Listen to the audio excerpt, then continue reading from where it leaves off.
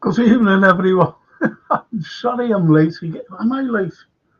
Well, yeah, I was just writing a bit of the out. I just heard that a very good friend of mine had, unfortunately, was passed on. And just found out. I was just writing, something anyway. So anyway, good evening, everyone. There's something on me book, me thing here. I can't believe it. Can I get rid of this? No, can't believe it. I don't know where I am, but it's good. Yeah, okay.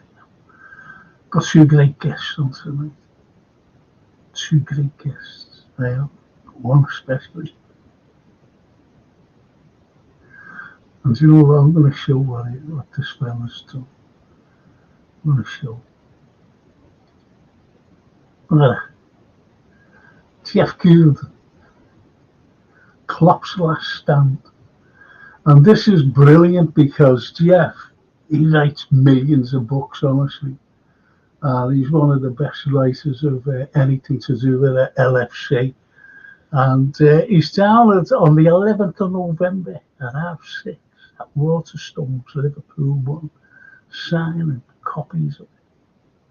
But I'll be asking him, where you can get it now. I suppose you can get it now online or something. And if you go down, if you've already got it, Jeff would to be, gladly sign it. And that's Jeff. I've got Sean as well. What a big event. So I've got these two wonderful lads on. And just before I bring them on, Sean says, sorry to hear about your friend. That's horrible. Just been told. And Paul said, hello Frank, hope you're okay. Yes. Yes. And even if Frank and chat, I'm going to bring them on now. I'm going to bring these wonderful people on and talk about the Reds. I'm sure I had Jeff there before. To where he's going. Hang on. There he is. And there's George. Didn't even know George was on the last Shankly boy. I'm going to bring them on. I'm going to bring them on here. There's Jeff. Hey, Jeff. All right, mate. I'm really sorry to hear about your loss there, Frank. And I've just been told. It's a shock, isn't it? This minute I've been told. And she's a lovely girl. We were little kids together. Little kids, And I had, I was hacked on Facebook. And they threw me off it for fraud and deceit, Jeff. And I didn't ask anyone for anything, And anyway, it was the hacker who was asking. But anyway, and I've lost all contact with everybody. And I didn't even know about Paulie's tech. And that's the way it is. It's just horrible, It's just horrible. But anyway, I'm going to bring this fella, You'll have to write a book about him. It'll be called The Found Shankly Boy. And there he is. It's lovely. There he is, my old mate. All right, Joe. Hiya, Jeff. How you doing, partner? I'm very well, mate. You're looking well. Yeah, great to see you, yeah. I got some new spectacles. They're a bit big. Yeah, at least I can see. Do you know what? Hi, Frank. Thanks, George. Yeah. Listen, George. I don't know what happened, Frank. Jeff just said something there. If you lost a friend, I didn't know about it. What's happening? Yeah, it's a dear, darling friend of mine, from little children. And she lived along the lands, and, the family were friends of ours. I'm sorry to hear that. Yeah, we grew up together, Awful, as I said, I didn't know nothing about it. I've just been told, So anyway, it's one of those things. Yeah. It's one of those things. I'm going to bring my final guest on tonight. And he's an Irish lad, and he's a big red like us. And there he is. Sean. Hello, Sean. How are you? All right, Sean. Hiya, Sean. Nice to see you, mate. And you, I'm a little bit overwhelmed by the caliber of guests here tonight. I haven't got any book or anything to. Are you talking about Frank and George then? No, I'm taking them off because, that's the end of it, He hasn't got a book or anything. Yeah. There he is. I've been with another author this afternoon. I've been with Stephen Scragg. Oh, right, okay. Up at the Shankly Hotel. We had a fantastic afternoon up at the Shankly Hotel. Oh, we had 13 Shankly boys. Every one of them played with the boss between 60 and 65. Paul Moran was there and Stephen was there. What an afternoon we had. Chris Carlyle donated a whole room to us free of charge. And do you know what? We're in the lounge and there was a load of people from America, from Seattle. They came over and asked if they could have a photograph of us, So they took this photograph, and when they took it, they all burst into applause. The whole room applauded. Everybody was well pleased. What a lovely afternoon. I'm sorry I couldn't be there, George. Yeah, I know you've got work. I'm still in my work clothes now, mate. You're not like me, happily retired. No, it was a lovely afternoon. I will be soon. But anyway, yeah. Anyway, I know that you've had a great time, and George, this fella, Paul Burke, he really needs your book because he wants to give it to. He wants it signed, and that. I sent you an email, didn't I? Yeah, I've got one for you, Frank. I will pop one in. I will pop it in for you. Please, for you next week. Yeah, I will do. Yeah. Yeah, because it was nice to see Gordon Wallace this afternoon. He's just had his second knee operation. And he came in with the crutches, and I said, "You haven't changed since we played at Anfield." When Shankly said, "Your walking stick was sold and healed twice. You were injured that often." He's still walking with a walking stick. I'll tell you what. Both Sean and Jeff, when George was telling us that Alvaro Smith, went down, he was unconscious, and Bob shouted over to the Shanks. He doesn't know where he is. He doesn't know who he is. And Shanks said, "Tell him he's Pele." That's so true. Yeah. Exactly. It's got to be the best line. Do you know what, lads? Before we go on, before I read some comments and get some comments off you as well. A lot of comments. I really need a lot of comments off Jeff, to be honest. I was looking at something today at Anfield, and it was a Nivea, not a Nivea advertisement, but Nivea promoted it, and it was Curtis Jones, and he went to, he had this lad, I'm not going to say the lad, he works in a pie shop facing the ground, and do you know who I mean, Jeff? His name is Harry Whitehead, I think. I saw the video. Oh, yeah. No, I didn't know the lad. It looked like, was it Georgie Porgy's he was in, or was it Home Baked? Home Baked. Yeah. Home Baked. And you know what? It brought tears to my eyes. It really did. And, the lad was made. And Curtis Jones, what a fella he is. Yeah. And that's the thing about Liverpool. That's the thing about us, lads. That's us. Virgil did a video like that a few years back, didn't he? Virgil. He did a he did. Yeah, he did. He did. And it was, it brought to me everything about what Liverpool stands for, to be honest. What Liverpool stands for. And, he took a penalty in the cup and he scored. That was a cracking penalty as well. And, the cup went out.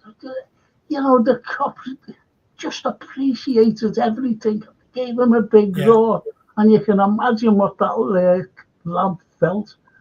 To be honest, that's something that kind of I always used to remember as a younger lad going the Kop. This would have been in the when I started going on my own. It would have been sort of very late 70s, early 80s, and we did that at half time, didn't we? There was always various stuff going on at half time. Yeah. And there was always a nearly full Kop, and they would always applaud the kids taking, penalties, or if anyone was being paraded around the ground. People would stay and applaud because they'd recognise what a big moment it was for those people. And I'm sure that goes on at other football clubs as well. But it was part of the reason why you felt like Liverpool was a community, and not a business or an enterprise, but a community. No. I remember seeing Ian St. John knock on the great Ian St. John. He knocked on the door of that supporter who was in his 90s, he's in his 90s and he had a look on his face like he was a teenager again, because he's seen his hero. It does bring a lump to your throat, doesn't it? Yeah, because that lad's Harry, when Curtis walked in, he says around. Couldn't believe it, yeah. It's brilliant. I just love it. I just love everything about our fans, everybody. And as Ian Mack says there, watched that before. Brilliant from the club and Nivea. Memories, and it is memories for life. Yeah. Memories for life. And I'll just go through, please just let me go through a few of these. Edward says, good polo, Frank. I wear you go myself. Oh, you would. You're more posher than me then. Sorry to hear about your friend Frank. I missed the beginning of the show. Thank you, Paul. And the Anfield Roar. What a panel tonight. There you go. Yeah. He's not including me in that now, surely. Of course he is. Behave yourself. Hello, George. Hope you and your wife are doing okay, says Paul. Yeah. Thanks, Paul. We are. Thank you so much. And the Anfield, sorry about your loss, Frank, with your friend. It's one of these bloody things. All right, fellas. Good to see Jeff on. Yeah. All right, Darren. And Anfield says, evening, Shano, George, and Jeff. And Ian Mack. Up the All right, Frank, George, Jeff, and Sean. Up the rest. And I see that Nivea thing, Frankie. Thought it was touching. It was great, says the Anfield Roar. And I'm glad, that people have seen it. And KP, Frank, are you giving away another watch? No, I'm not. Because here's what I've got, for the... you haven't seen this, have you? You've got to see this, Jeff. I'm giving away that, because we've got a fantasy football, and it's a cracking watch, it really is good. Cost me a few bob as well, so I'm giving that away. It's a perpetual motion as well. And how can you say a French Swiss-made watch? How can it be French and Swiss-made? I just can't get that, But I'm giving that away, and you can see the inside of it as well with on the right-hand side. But no, I'm not giving away another watch. I can't afford it. But anyway, that's and I just want to show something as well, and it's that. Honest boys, the Lost Shankly boy. This is a must. George Scott's Anfield journey. There's George. Now George, believe it or not, there he is there, and Shankly signed him. Shankly, and with the cooperation of Jeff Goulden, he wrote the Lost Shankly boy. He wrote it on his journey to Anfield. And the great Shankly, so. It's been a big thanks to Jeff, to be honest, skill. Yeah, absolutely. Great material to work with, George. Yeah, we were a good team, weren't we? We worked really well together, and it's paid off big time. Thanks, Jeff. And what a writer is his new book. I've about halfway through the new book. Fantastic, absolutely fantastic. Oh, thanks, George. I can't put it down, honestly. I mean, the way you write about your personal experiences and you bring in the fans and all the action, the research. I mean, for any Liverpool fan, really, that wants to know what happened with Jurgen Klopp, you want to get that book. It's fantastic. It really is a great book, honestly. Not just saying that. I don't read too many books. I'm not a great reader. But every night I go to bed, I take in another 3 or 4 chapters. And my missus says, put the light out, and I can't. I can't still read it. Really good. Nice to see the fans getting a mention, Jeff. The people actually, and they're thrilled to see their name in that book as well. Everybody, I am. It's brilliant. But when you said that, George, about your wife saying, put the lights out. A mate of mine's wife I was talking to her one day. She said, "You know what? He's always got his head in front of the telly." And I said, "Why don't you sit on the other side of the couch?" And she said, "No, this is in bed." So I was telling him to move his head. Will you move your head? Crazy, isn't it? But anyway, Jeff, this new book of yours, let me put it on, please. Let me put it on. And that's the one. This Klopp's Last Stand. Now, before you go into it, can we buy it online? Oh yeah, you can. Yeah. It's on Amazon. It's on Waterstones online. It's on Hive. It's on WH Smith. And there's even some sellers abroad that it's not translated into any other languages, but it is available in other countries as well. Okay. So yeah, it is. It's out there now. Yeah, you can order it. Okay. So and on the 11th of November. That's funny enough. That's my late mother's birthday. Oh, right. The 11th of May, and it's a good day. That's why I said I'll be down there for you as well. Definitely, and we can have a drink afterwards. Simply because I'll be celebrating 2 things. I'll be celebrating your book and, my mum. That's what I'll be celebrating. So it's one of those things. But I'm made up that we can get it on online. But also, if the lads, just get down on the 11th, and Jeff is bound to do a signing for you. But if you've already got it, just bring it down and you will sign them, won't you, Jeff? Absolutely, no problem at all. Okay. So we get on to football matters. Let's bring it. I'm going to start with I'm going to start with Sean. I'm going to start with him. This Zubimendi thing, this has come up again. So what's your opinion on the Zubimendi rumours again, or are they rumours? Is it straightforward that he regrets?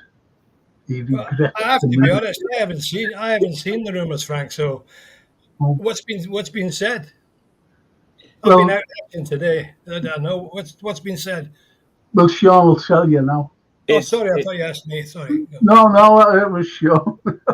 No, it's basically this guy on Twitter or X called Indy Kalia, who is fairly well known for, I suppose, putting out clickbait. Wouldn't really be the most reliable of sources.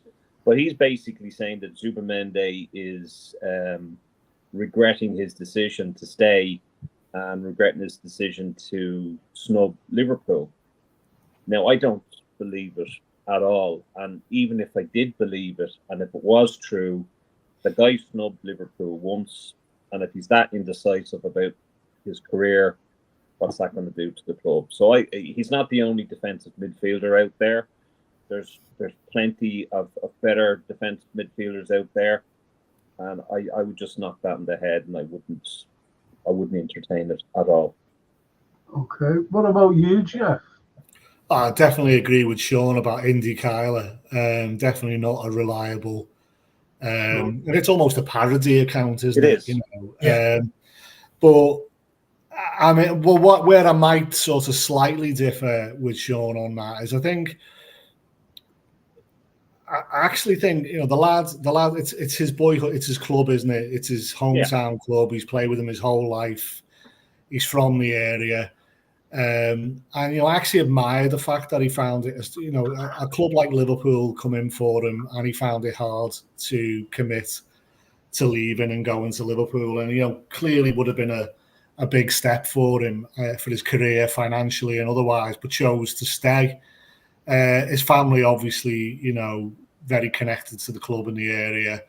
And I suppose I admire that a little bit. We're currently at Liverpool now, aren't we? I'm worried sick about Trent and the possibility of Trent going. And, we had the scare with Stevie almost going. And, and I put a big premium on loyalty. So I kind of admire him for that. But I'm not sure. I mean, there's a lot of rumours, isn't there, that we might be going back in for him in January, and that was Moose's at the time. But on the back of an Indy Carlyle post, I wouldn't get too excited about it at all, to be honest with you. I wouldn't mind if we did go back in for him. I wouldn't mind if we ended up signing him, and maybe we will go back in for him in the summer. But I don't think Indy Carlyle has a clue. Well, no, to be honest, I commented on some pods and I said, we need quality players like him. We really do. Yeah. And, like Gravenberch is playing great, but someone said, phoned me up today and said, we don't need a number 6. I said, we do. I said, we need more quality players. That's what we need. And he can play in any position. Zubimendi in midfield. He can play anywhere. He's a fantastic player. He is, yeah. He really is. And he's one of the best for Spain, by the way. So he's no mug. So, I'm like you, Jeff. I'd have him in January, if not the summer. What do you say, George? Yeah, it'd be interesting if they do go back in for him. I agree with Jeff said before, he's very loyal to the team he plays for and where he is, where he lives. But if Liverpool come in for you, really, it surprises me why they don't just jump at it, I mean, Liverpool, 6 times European Cup winner, up there at the top of the league again, team of stars. I mean, why would you not come to Liverpool if they wanted you and you're a great player? You're only going to get better playing at that level in the European Cup. And so I'm disappointed that he turned us down, but yeah, as you say, Frank, he's a great player, obviously, and he'd be an asset. So it'll be interesting to see if they do go back, But like Sean said, there are plenty others to go for as well, And it's just disappointing when they turn us down, Yeah, absolutely. Absolutely. Jeff, the night before, and the AC game, and when we went 1-0 down, first few minutes, what was your thoughts away? Yeah, I mean, I in that moment, it was a real fear that the season was going to unravel. I thought we looked great in the first 3 games. It was starting to look really promising and exciting. We looked very organised. The Forest game, I thought we were dominant first half, but then we ran out of ideas, and it was kind of all very painfully familiar in the second half. And I couldn't see us getting a goal at all. And then we lose 1-0, and then to go into that game against I mean, they're a great team. I mean, I know they're going through a difficult spell at the moment, aren't they? And they changed manager and all the rest of it, and there's doubts about him. But, it's a great club.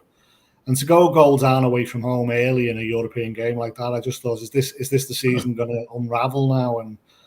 But what I gave them massive credit for is the calmness of it all. They just said, okay, the game plan doesn't change. I think that's been a hallmark of the Slot era, really. Whereas Klopp was all heavy metal, win the ball high up the pitch, turn over, get back, get at them really quickly. Slot's all about, we've got a plan, we stick to the plan, we keep the ball, we pass the ball. And there's no right or wrong way to win football matches, is there? It's absolutely fine. But I think that pays off for us. I think against Milan, I think they just kept their cool, kept their heads. And within no time, really, you could only really see it going one way. Salah hits the bar. And, we turned it around, didn't we? And I thought we were brilliant for the rest of the game. I thought it was really encouraging. And, what a difference a game makes, you know what I mean? Because we were all flat as a pancake, weren't we, after the Forest game? Yeah, because you're spot on there. When we went 1-0 down, I cringed. I thought, don't say this is going to be another one. Yeah. But I've seen the resilience. I've seen the resilience right through to every player. Yeah. And to be honest, Szoboszlai, for me, he had his best game. He was credited. And what I didn't agree with the commentator, his goal, he said, the ball hit him rather than him hitting the ball. He didn't see it. I seen it. He kicked it. It was a brilliant finish. Yeah, it was a brilliant finish. He put it well right into the corner of the goal. And I was fuming at that. Then I went and watched last night inside Anfield, and they were showing the match. He had a great angle at that. And you see him going for that ball and side footing is in, crack and go. And that annoys me. All right, Sean, what was your thing, when we went down 1-0? Your feelings? Well, I'm a very nervy type of person, especially, when Liverpool are playing and certainly in the Champions League. But when we went 1-0 down, I thought, oh, Christ, here we go. I genuinely thought that this is going to, turn into an onslaught. And then I was, I was made fairly confident with the reply. And I thought we really focused, put our focus in. And really, I don't think AC Milan knew what hit them. We just played so well, and it didn't matter who scored for us. I mean, and others talks about, our strikers didn't score for us. It doesn't matter. Once you're in the position, or whoever's in the position, and they put the ball in the net, that's all that matters. And but yeah, I mean, obviously it was kind of against the run of play. It was a bad defending. Tim McCass kind of lost his marker, but he made up for it in the end, obviously, with the assist. Absolutely. Well, the Anfield Roar says, panel, unlike Virgil, is this Zubamendi really coming for the right reasons? Virgil was desperate to join us, but this Zubamendi did reject us. He only wants to come now because they are crap. It's a straightforward thing. Steve Evans, he says, even if Frank and panel, if we go in for Zubamendi again, offer them as low as possible, as the piss was taken in the summer. And that's our Steve here, no holds barred. And we woke up after 10 minutes on Tuesday, but then put Milan to the sword and should have had 6. I totally agree. Yeah, that was a great win, a great win the other night. I mean, that's a tough place to go. Make no mistake. That's a tough place to go. To be asked to go there for your first game, raucous crowd, big club, after losing against Forest and losing an early goal. The way we came back, I thought, like you said, Frank, Szoboszlai was great. So was the other 2 midfield players. I thought Gakpo was outstanding. That last goal, the way he went past the defender, guided himself, laid it on a plate for Szoboszlai. Really brilliant. I think everybody really played their hearts out, and good tactics, patience. I mean, Mo could have had a hat-trick, unlucky, hit the bar there twice, So that was absolutely brilliant. Like you said, Jeff, that goal went in, I thought, oh, no, we're not going to sort of fall apart here, are we? And it's so fantastic the way we came back. And it was a great night for us. Well, as the Anfield Roar says, AC Milan or no Inter Milan, it was a good away performance, but there will be much tougher tests. But Gravenberch excelling and our centre-backs performing. I'm enjoying this season. And as, when we got beat by Forest, we should never have been beaten by them. Come on, let's be honest. They should never have been beaten. Should never. But the point is, what I'm trying to make is this. I remember a couple of seasons ago, and, I'm not talking about last season. I'm talking about the season before when we got beaten. We went on a little thing of getting beat and letting silly goals in. But we went to the San Siro, and this is the point I'm making. We went away after a loss at home at Anfield. Went to the San Siro, which is very intimidating, by the way, very intimidating. And we came away with a fantastic win. A fantastic win. Should be proud. Over to you. The thing I'll say, Frank, on the Forest game, you're right. We should have beaten Forest. I thought we were the better team for the majority of the game. We should have won the game. But, you know, there's been like an interesting reaction, I think, to the Forest game. And I include myself in this. And I overreacted. I was, you know, really down about it. But those kind of results have always happened, haven't they, mate? You know, I'll always remember. I remember the 84, you know, when Fagan won his treble. And, you know, we got beat 1-0 at home to Wolves, who were bottom of the league, that, you know, at the time. And, you know, and then went on and won a treble. And I'm not saying we're going to go on and win a treble this season, but what I'm saying is it's not really about those results because they can happen. It's about how you respond to it, isn't it? It's about, you know, it's about whether you go on a run like you've just described of we lose another one, then another one, or you can galvanize yourself, pick yourself back up and have a go again. And, you know, that's obviously what the teams of the 80s did. The teams of Klopp did, and they didn't go on many bad runs. Apart from when we were playing behind closed doors, we had a horrible run. 6 points at home. But yeah, you know, it bodes well, as you say, that, you know, we get knocked down and we get back up again. Yeah. And I think that's the resilience, what I mentioned, you say. Yeah. And it's within the team. See, I don't know who said it, but he was spot on when he said Liverpool have all experience. I think it was Alan Shearer. Was it Alan Shearer? It was Shearer, yeah. And he said that we've got, you know, these are experienced players and they won't panic. Yeah. And they didn't. We didn't panic. And it's just a fantastic result. It really was. I want to introduce JK. Bless, bro. Hi, JK. How you go? Easy, George. How you doing? He's the invisible man, Jeff. He's the invisible man. The only one here. You know, evening, Jeff and Sean as well. Oh, you're right. Hi there, mate. All right. All good. Thanks, Jeff. JK, why he's invisible? He's in the chippy. Yeah, so no one can see me. And the curries and everything else. That's why he's invisible. Nips in and nips out. Jeff, Jeff, I'm going to start with you. Right, I'm going to start with you on this.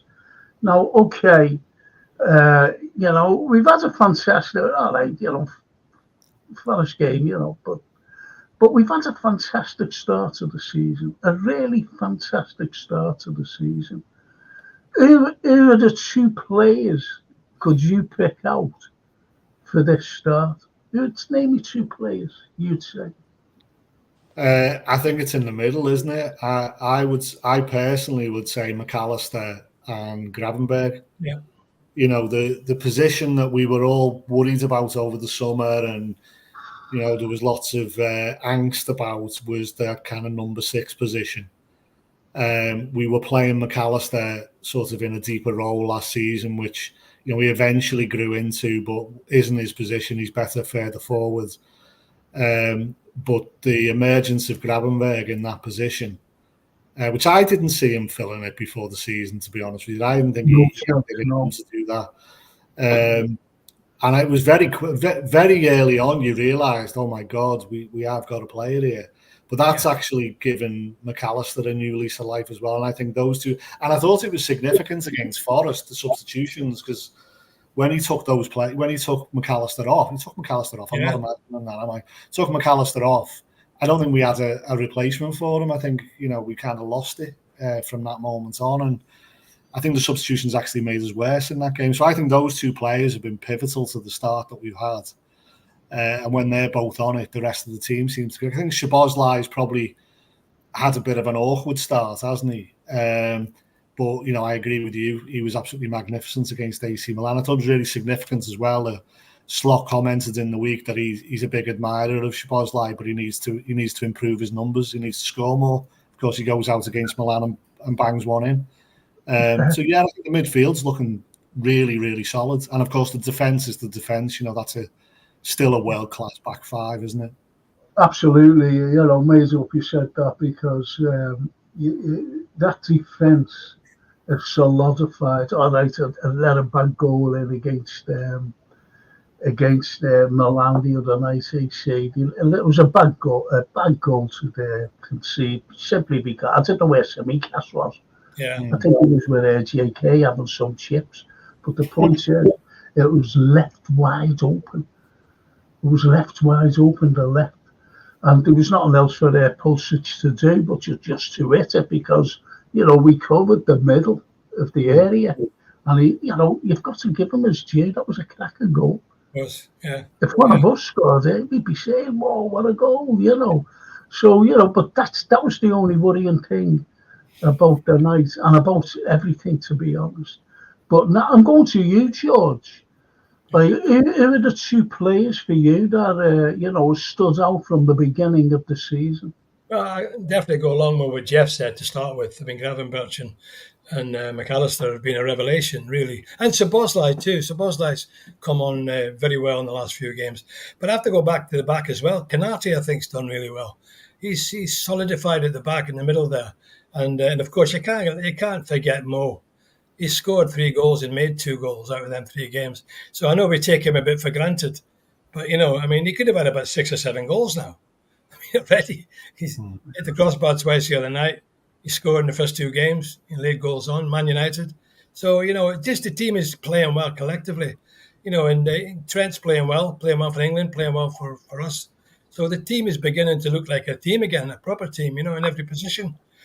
So I don't really see too many weaknesses. Even Diaz, first few games is outstanding, scored great goals. And, he's been using him as a substitute. He's given a bit of a rest, taking them off, putting them on. But I'm very confident about the season now. I really like what I see up to now. And that's the point, isn't it? That's the point. But Steve Evans says, I'm going over to Sean in a moment to ask him his 2 players, then JK. Steve Evans says, and we'll talk about this, boys, as well. Let's hope Sloth finds a plan B, though, lads, because we'll face more sides who will try and do a Forest on us. I think that's a very good comment, but we'll talk about that a little bit later, if you don't mind. Sean, 2 players that have been outstanding for you since the beginning of the season. I'm going to be very boring and agree with everything that Jeff and George said. I think Gravenberch has kind of proved everyone wrong. I mean, we were all a bit skeptical about him. Would it be fair to say that he could be on his last legs, or there was certainly a question mark over whether he'd be sold at this summer or even the end of next or this season? I think he's played very well. I've always been a fan of McAllister, but I think, when I've watched the pre-season and the season, I think, Salah has kind of had a new lease of life in him. It doesn't look like he's kind of slowing down. Diaz, again, he had question marks over him at the start of the season. I think he's kind of silenced the critics. I think he's performed very, very well. So, yeah, I'd be in agreement with everything that Jeff and George have said.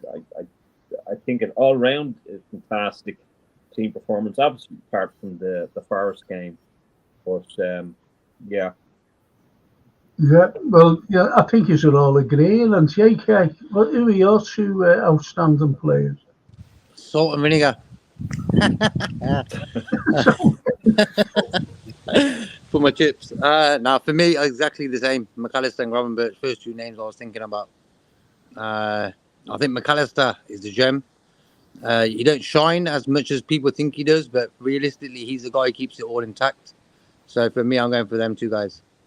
Well, I'm raised up with that simply because what Jeff said before, when we first, started talking on the pod, he mentioned the midfield. Now, I've said for years, the midfield is the engine room of everything. They protect the defence and they feed the forwards. And we've had Jeff, and George, and you've all known that we've had some fantastic midfields. And even last year, what we were saying, just imagine Mascherano, Steven Gerrard and Xabi Alonso in this midfield today. This is what we were saying last season. But I think this midfield, the way it is, the way it's blending right now is fantastic. And, I'll go back to Zubimendi. And we need players like Zubamendi to come in. I'm not speaking out of order because, I was talking to Steve today and he said, what do you think of this Zubamendi? Do we need another number 6? I said, yeah, we do. But this Zubamendi can play in any position in midfield. And just in case Gravenberch gets injured, this is what I'm worried about, injuries. That's all. And I tell you who's improved immensely is Gapco. Yeah, yes. The other night he was magnificent. Absolutely amazing. Honestly, I think he's absolutely brilliant. And do you know what?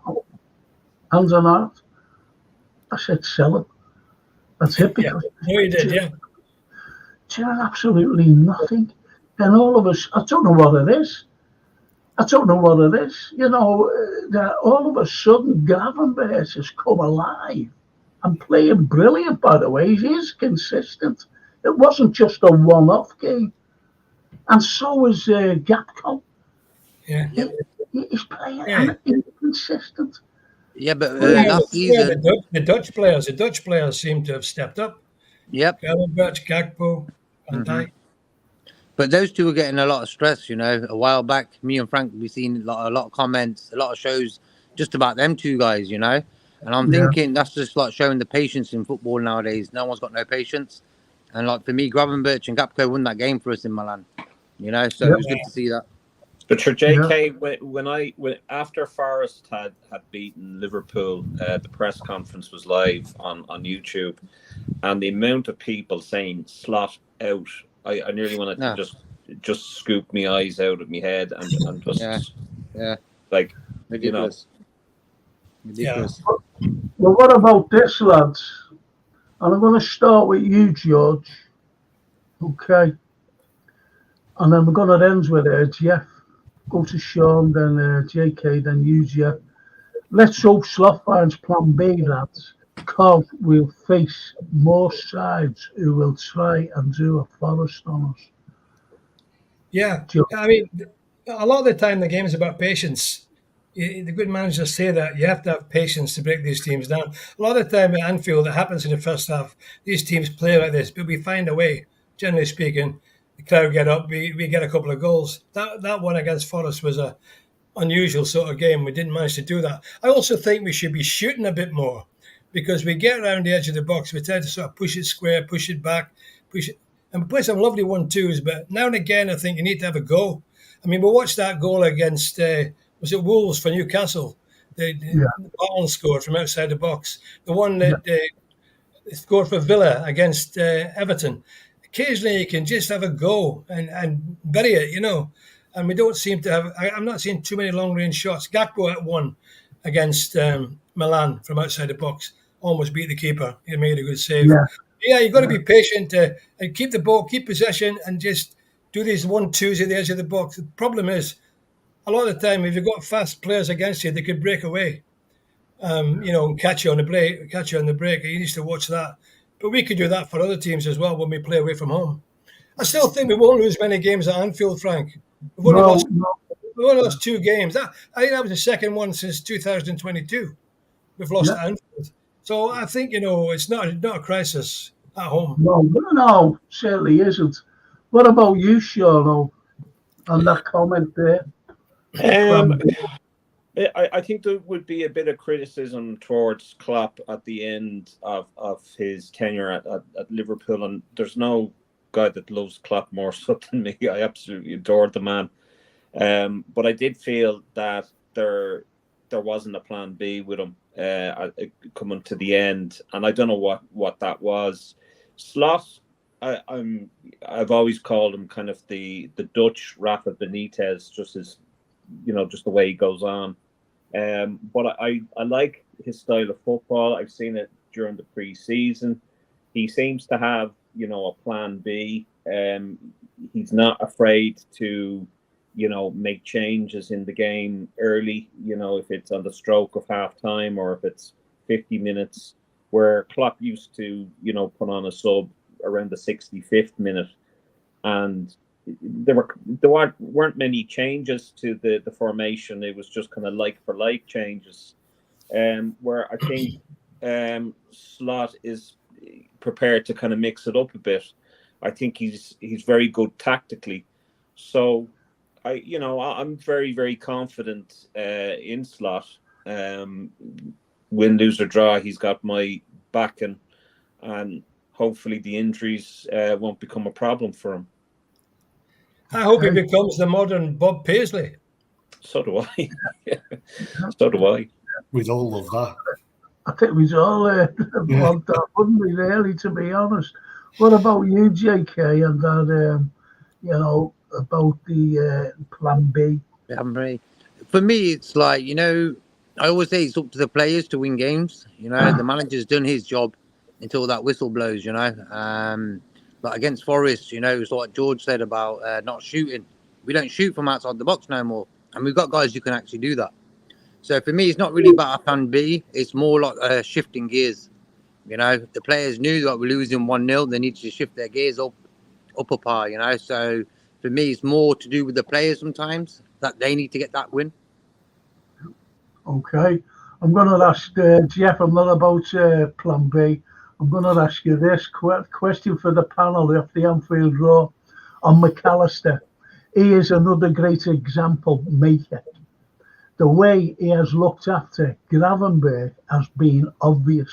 He is a jewel, a hard-working, head-down player.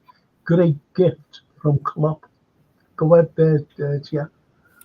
Yeah, I completely agree. And I think, some great points have already been made. I think if you look at the great players and great managers throughout history, they don't tend to have plan Bs, I don't think. If you look at sort of Klopp and Guardiola, they had kind of one style of football.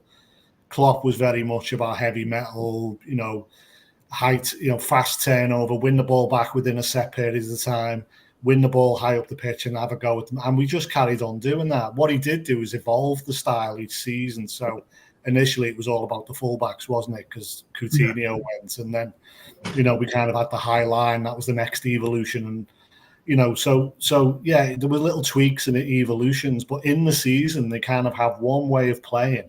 And that's the way we're going to play, and we're going to perfect that style. If you look at Guardiola, the way we're playing now with possession football is very reminiscent of what Guardiola does at City, isn't it? They just keep possession and just play. Other teams can't get a look in.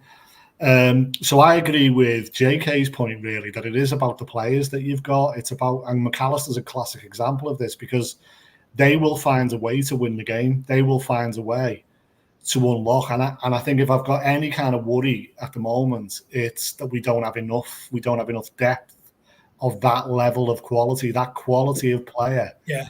That if McAllister's having an off game, you want to bring someone else on. There isn't someone of that same level on the bench at the moment. I think it's really significant that we've invested a lot in our fitness team at the club, because actually we're aware that we can't carry too many injuries. But on other ways of scoring goals that we didn't really do, and we haven't done for a long time, set pieces. I mean, the 2 goals against Milan, Canate and Van Dijk. I mean, I used to say Anfield was a place where corners go to die, because we'd never score from a corner. But we scored 2 in one game. I mean, when was the last time that happened? So I think we're working on set pieces, aren't we? Clearly, and I think keeping the players fit as well. Yeah. Jeff, I only mentioned that last week. We've got 2 big lads in the likes of Konate and especially Virgil, and we should be scoring more from the likes of set plays, especially corners. And bang, as you mentioned, 2 in one game. Yeah, 2 from 2 corners. I think they must be, because as you notice the way Virgil ran right over to Samikas. There's much to say. You did a spot on job there. Yeah. So definitely working on these set pieces, and rightly so, to be honest. And I think, sorry, just to quickly say, I think in the Forest game, might have been the Forest game, didn't Trent almost score directly from a corner as well? Yeah. So clearly that's something they've said, we can, because we're always in the opposition penalty area, we can win a lot of set pieces around the box, corners, free kicks. We should be capitalising on them. We should be making more of them. And I agree. Yeah. But I think what George hit the nail on the head as well. We should be trying to take a pot shot outside the area, because you've got two players you've got three really. You've got Szoboszlai, he can half hit a ball. Yeah. You've got McAllister, he can half hit a ball. And you've got Trent as well. The three of them, and they should be taking more pot shots, because sooner or later they'll go in. And I'll tell you another fella as well, and we're forgetting about this fella, and that's Darwin. You look at the Newcastle game last season. Look at that game away from home at St James's Park. He come on 10 men down, and he buried them. And this is what that lad can do. Yeah. I'm going to go to you.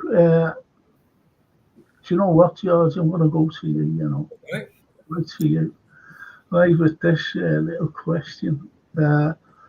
Would you play Darwin against Bournemouth on Saturday? I'm going to ask you all, by the way. I might do, because he's been coming on late and he's not getting a chance to really make a mark. I think most of the games he's come on with about 10, 15 minutes to go. And it's difficult, the games, you're not warmed up. It'd be interesting to see how he does from the start, To be fair, Jota is a little bit off key just at the moment. He's not quite there, I don't know what it is. Missed a pretty good chance at Anfield on Saturday. I mean, which should have been in. He missed another one against Ipswich, a header, right in front of the goal. Well, for whatever reason, he's a brilliant striker. I love Jota, But maybe it's time, maybe this game, just give Darwin a run to start and see what he does.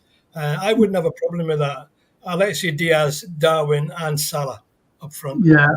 Well, funny enough, he missed another one, didn't he, against AC? Yes, he did, yeah. Over, and normally he would have done. So it could have been, a little bit of lack of confidence. I don't know. But anyway, Sean, what do you think of, would you play Darwin? Because he does need minutes. It's no use coming on with 5 minutes, 10 minutes to go. You can't play the bloody warm up. I understand that he needs minutes. We've signed Chiesa. He needs minutes. And I couldn't understand why Chiesa came on for, the injury time there against AC. I'm not too sure Slot favours Nunes. I'm not too sure he likes him. And I would give him time. And I hope he can prove himself with whatever time he's given. I'm not too sure if I'd start him. I'd probably start Chiesa quicker than I would Nunes. Okay. I was quite critical. I was critical of Nunes last year because he missed so many chances. He really did, especially at United when we could have won that game. Really taking his chances. So, but again, this year he seems to. You're right, Sean. Being sidelined a bit. Yeah. Whether it's because Slot maybe doesn't quite fancy him, I don't know. But if he's going to do it, he has to get a chance to get on and show it. He has to start a game sooner or later. And I think with the AC game, I think this is an ideal opportunity for him, to start against Bournemouth. Anyway, I'm going to the JK. Would you start Darwin on Saturday? I would, because for me, we've got two strikers, Jota and him. Take it in turns. Jota hasn't scored since the Ipswich games. He missed a few chances, but just rest him for a game, just to see how we do with Darwin up top. Darwin needs game time. He looks sort of rusty, and that's what happens when you don't start games. I think Harvey Elliott's the only guy who can come off the sub bench and play top all the time. But for me, Darwin has to start a game soon, just for his own. Just to get his season underway, But I think he's playing offside far too. I mean, for someone that has been, bought for the amount of money that we bought him for, you've got an issue with the language barrier. He doesn't seem to have improved that, since he's joined. That's a bit of an issue. and also the fact that he's drifting offside every. That was our issue last season. Yeah. JK, so he was just caught off time, and George, time and time again offside. And we were saying, why doesn't someone tell him, to hold back? Hold back, Yeah, but he did. Something. But he did do that. Then he got injured. So remember that he went through, like he was scoring goals, wasn't getting caught offside. So I thought, okay, sorted. He found his feet right at the perfect timing when we needed him at the end of last season. Then he got injured, and then he started getting offside again. So God knows with him. What about you, Jeff? And was you start Darwin? I don't think I would, to be honest. And I am a big Darwin fan, and I found him quite frustrating because I can see those 2 goals you describe against Newcastle. That was just a breathtaking. Was within 5 minutes, something like that. Passage play. And he put them both in the same place, didn't he? And the goalie still didn't have a chance. He comes on and he can cause chaos when he's in the mood. The thing, I absolutely agree 100% about him. His decision making on the field. He will get caught offside. There's also a bit of a temperament thing there, isn't there? Because I think on his debut he got sent off, didn't he? Or very early on in his career he got sent off. He took a load of criticism from the internet warriors, which is out of order, but they then takes himself off social media, takes Liverpool out of his profile picture. And I just wonder whether that's a barrier for him, and it's difficult for young players, and he's in a different country and all that. They're only human beings. I mean, George knows what that's like, to sort of leave your hometown and leave the country and go to another country and deal with all the pressure. But I think that might hold him back. And I think someone like Klopp had, endless patience with him and would indulge him and give him second chances. I'm not sure someone like Slot is gonna be like that with him. He's gonna have a very clear vision of how he wants the team to play, how he wants his strikers to play, and I think he's probably going to get quite tired and frustrated of Darwin, which is a huge shame.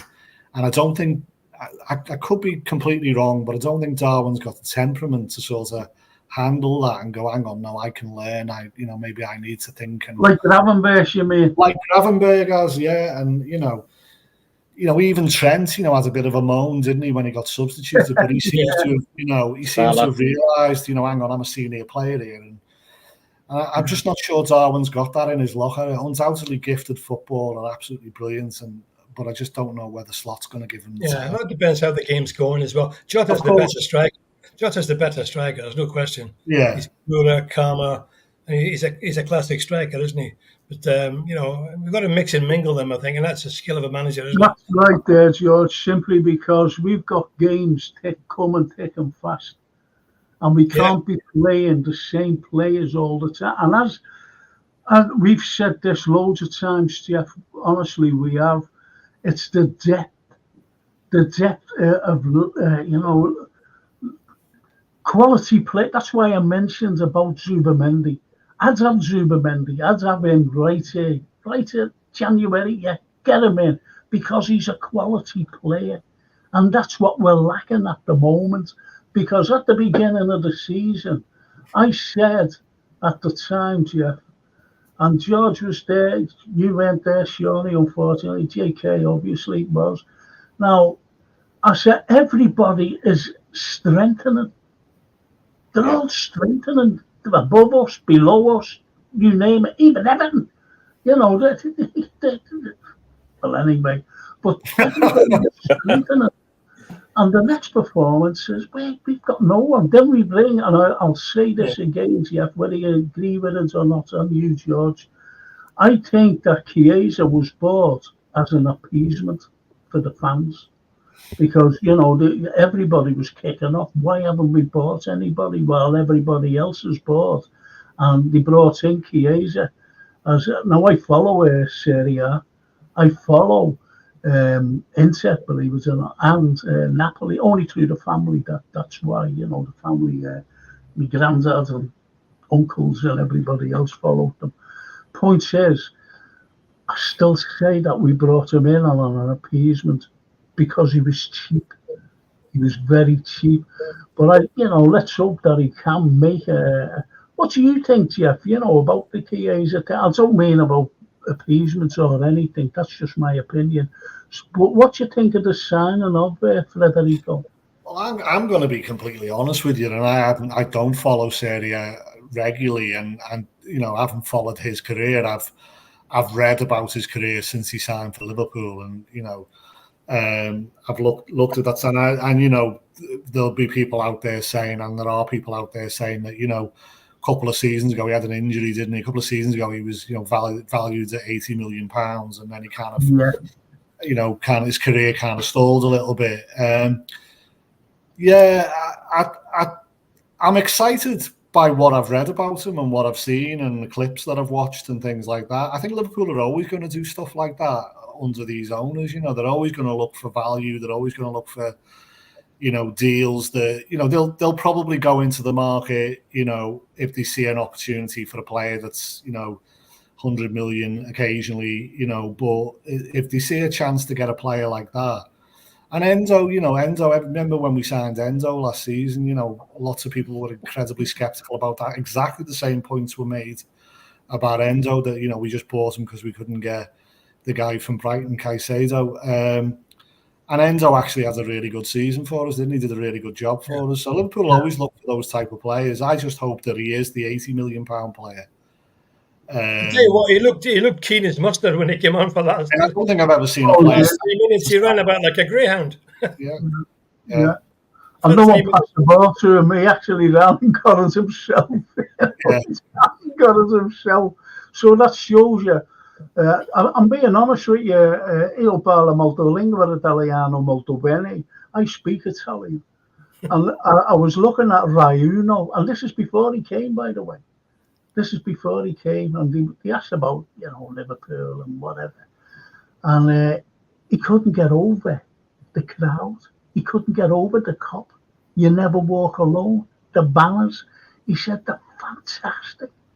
He said that, they have special nights there, European. So that gives me a little bit of satisfaction in everything, because if he does stay fit, this is what we hope. I don't like signing injury-prone players, but if he does stay fit like he did last season for Juve, playing 33 games out of 38, I think that's good. And let's see what he can actually do. Yeah. Because let's be honest. Nothing to lose. Yeah, but let's be honest, lads. That was a bargain. Sorry, what did you say, Jeff? Oh, sorry, Frank. I just said he was a bargain, wasn't he? The price we got. Yeah, absolutely. Can't use it. But the thing is, if he keeps fit, we can rotate him because he can play, in different positions. Yeah, along the front. And he can score goals as well. So let's just hope. Listen to this, boys, and I'm going to stick to you again, Jeff. I'm sorry. I didn't like Clarence Seedorf's comment that he believes Virgil is going at the end of the year. I'd really hated the fact Virgil would leave us example setters on what our club is all about. So FSG do right. What do you think about that comment? I think there's three players, isn't there? There's Trent, there's Alisson. Actually, there's four. There's Trent, there's Alisson, Van Dijk, and Salah. And I think you could. I don't want to see any of them go. You could maybe make an argument that a club might let one of those players go, but if Liverpool don't sort out those contracts, that's a kind of real dereliction of duty, really, in my view. I think we've got to. Salah is, he's going to be at the top level for the next 2 or 3 years at least. Yeah. Trent's a young man. Alisson could go on for many years as goalie, and he's still, in my opinion, the best in the world. And Van Dijk, I think we've seen, haven't we, the start of this season? He's been an absolute monster. He's been brilliant. He just strolls around, and he strolls around. Oh my God! He doesn't run around like a lunatic. He absolutely. Passes the ball, so for me, stands on it, shoves it forward. Absolutely. Brilliant. For me, we've got to get those contracts. I agree completely with that. Frank said they're all signed. I hope he's right. I think we've got to get those contracts signed. Every one of them, you got to do that. Good God, imagine losing them 3. Well, the 4 you mentioned there, Jeff, is the spine of the team. Absolutely. The spine of the team. But it shouldn't be left. Go on, sure. No, I'm just saying it shouldn't have been left the last 12 months of the contract. I mean, if you talk about good business and Liverpool Football Club, I mean, Genie left on a free. There's no way that he should have been left on a free. And I think you've got your captain, your vice captain, and your lead goal scorer for every season he's been at the club. It's absolutely crazy. I mean, I've seen The Athletic talking about Richard Hughes and how amazing Richard Hughes is. I've seen another thing in the New York Times and The Athletic, a thing written by James Pearce and James Horncastle about Richard Hughes and all of that. The thing is, if I was taking over that role, the first thing that I would go to is the contracts. That's the first thing. And that hasn't been done. And I think that's a disgrace. I mean, these players, they are the spine. Doesn't matter what age they are. I think Salah could have another 2-3 good years in him. Easy. He doesn't look like he's slowing down anytime soon. I think the same thing with Virgil. And, of course, Trent, he's still a young lad.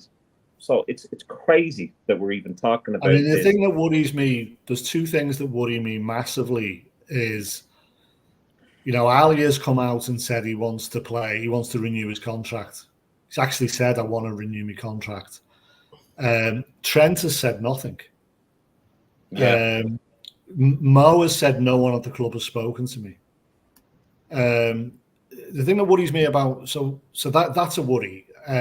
But I think the thing that worries me about Trent is, has Trent indicated to the club that he wants to go? There's rumours today about Real Madrid sniffing around him. Well, yeah, he's that's because of with Jude Bellingham, isn't he? Yeah. You just wonder, is that what's going on? He's told the club, look, I'll give you everything for the last season, but if Madrid come in for me, I want to go. And maybe that's why they're not pursuing his contract. But I find it hard to understand. He might go to Salah and say, look, I've got to get the manager in place. There's lots of things I've got to do, but we want you to stay and we'll be talking to you. But to not speak to Salah at all, to not speak to Alisson at all, to not speak to Van Dijk at all, it is very worrying, that, isn't it? I'd be really disappointed if Trent goes. He's a Scouser, vice captain, been there since he's about 9. Like Gerrard, he should be a Liverpool player for life. Simple. Yeah, but look what happened to Gerrard. What's money to him? He doesn't need money. He'll never need money. I'm not sure it would be about money with him. I think he might be thinking, I've won everything with Liverpool, and now I deserve another adventure. I mean, I don't agree. I think you should. I would never leave Liverpool. You'd have to. No, never would I. Never been good enough to play for them. But yeah, no, I do worry about Trent out of all of those. I think he might actually be guarded to go. Big mates, I know nothing. It's just a feeling, He's big mates with the lad from Real Madrid, isn't he? Mm. Do you think his head could be turned towards Real Madrid? It worries me, to be honest. Yeah, I think that is a genuine concern, because he's not said anything which he's being respectful. And I don't think there's anything wrong with his attitude, and his performances have been brilliant. No, good. I do just wonder whether Bellingham's been in his ear. I mean, that's the guy I was trying to remember. Yeah, I mean, there was a bit of footage of them at the training ground early in the season, and Darwin Núñez is heard saying to Trent, Real Madrid, ciao, and they're kind of laughing amongst themselves. Yeah. And I just don't know, really, and that is my big fear. I think we probably will tie down Alisson and Van Dijk. The Salah deal is probably a bit complicated because he plays in the Africa Cup of Nations, doesn't he? And do Liverpool want to commit a massive contract to a player they're going to lose for 2 months of the season? And he's not showing any signs of wanting to retire from international football. No. But they could probably get that deal done. He wants to stay, but Trent's not said anything, so that does worry me more out of all of those deals, really. Do you know? Well, that's what worries me. That's what worries me. Saudi Arabia. I don't think that would interest him. No. It would have to be to another big club. And who are they? It's got to be Barcelona, Real Madrid. Who else is there? Wouldn't go to another British club. But I think like his body language, he's been sound. Trent this season. Yeah, like, he has. You can just tell when a player don't want to play for that team no more. But he didn't look like that. So for me, I'm He's not very really happy on Merseyside as well. Yeah, I think he'll be happy. But for me, he's a future captain if he stays. So he's got that choice. I think we're just trying to say what he might be feeling and that, but I don't think he would leave Liverpool. I just got a funny feeling about that one. You see, do you not think the signing of Georgia Mohamedashvili has a question mark over Alisson? Because I mean, he's been touted as being Liverpool's next number one goalkeeper. Kelleher already has decided that he's not going to be at the club. He wants to play first team football. Just need to play first team football, yeah. So there's a big question mark really over Alisson and Kelleher as well, I think. Yeah, I wonder why they're going for that goalkeeper, that other goalkeeper. They're bringing him in next year, 2025. He's a quality goalkeeper. He's not a reserve goalkeeper, is he? No, Machiavelli. But the point is with that is, look, I'm going back to it again. We've got Ali. He's the best goalkeeper in the world, The best. The best goalkeeper in the world. We've got him. And he can play until he's 40. Like Zoff did, if you know what I mean. Like Buffon did. He's got it in him. Point is, did we need another goalkeeper? Because we were screaming out for a number 6. As IBR Stella says, I think Hughes and Edwards need to find a player whose slot needs especially a 6 and a left back, as the pressure will soon pile on Slot if we start to lose momentum and drop out of the top 4. Okay, but it's a very good point that he's making, because we're all afraid. It's only what Jeff said. It's only what I've said. It's only what JK said, and you, George, and you, I suppose you as well. We haven't got the depth of quality players in the squad, and that's why we needed. I wanted a number 6. I said go after Edison. That's who I said go after. I wanted Calafiori. Calafiori's a fantastic player, by the way. I would have loved him at Anfield. But unfortunately, he went to Arsenal. We didn't put a bid in for anybody. And that was my problem. That was my problem all along. And then all of a sudden, we buy this goalkeeper. He won't be playing for Liverpool for another 2 or 3 years. Yeah, a strange one, that. Of course it's a strange one. But anyway... I don't get where he comes into the club. I mean, he's obviously been pitched that he's going to be Liverpool's next number one goalkeeper. So then what does that say about Alisson? And then Kelleher is going to leave. I mean, then we've got Jaros, and then we've got the other goalkeeper that went out to, I think, St. Patrick's Athletic in Ireland, and he didn't do too well, and he's been loaned out again. I have a real worry and concern about that. I mean, are we going to lose two top goalkeepers in Alisson and Kelleher at the end of next season, or this season? Yeah. Well, like getting back to the Forest game, as people were worried, the likes of Forest 2 fullbacks put in some display last weekend. They basically nullified Salah and Diaz to hardly anything. Everything went through the middle, and it was far too easy for Forest. And that's what he says. Let's just go on and let's see what the lads are saying. Chris Dix is saying, employment of entrusted professionals answerable to our global supporters fan base at each AGM would mean our club would be run as it should, our Liverpool way. He's talking to someone. I don't know what he's on about, unfortunately. The Anfield Roar, totally agree with great George Scott on the shooting point. Why is it now there is so much recycling of passing rather than having a contact goal? It's overkill. It's overkills now. I long for the Gerrard long shots. Don't we all? He scored some belters, didn't he, Gerrard? unbelievable. But then again, as I mentioned,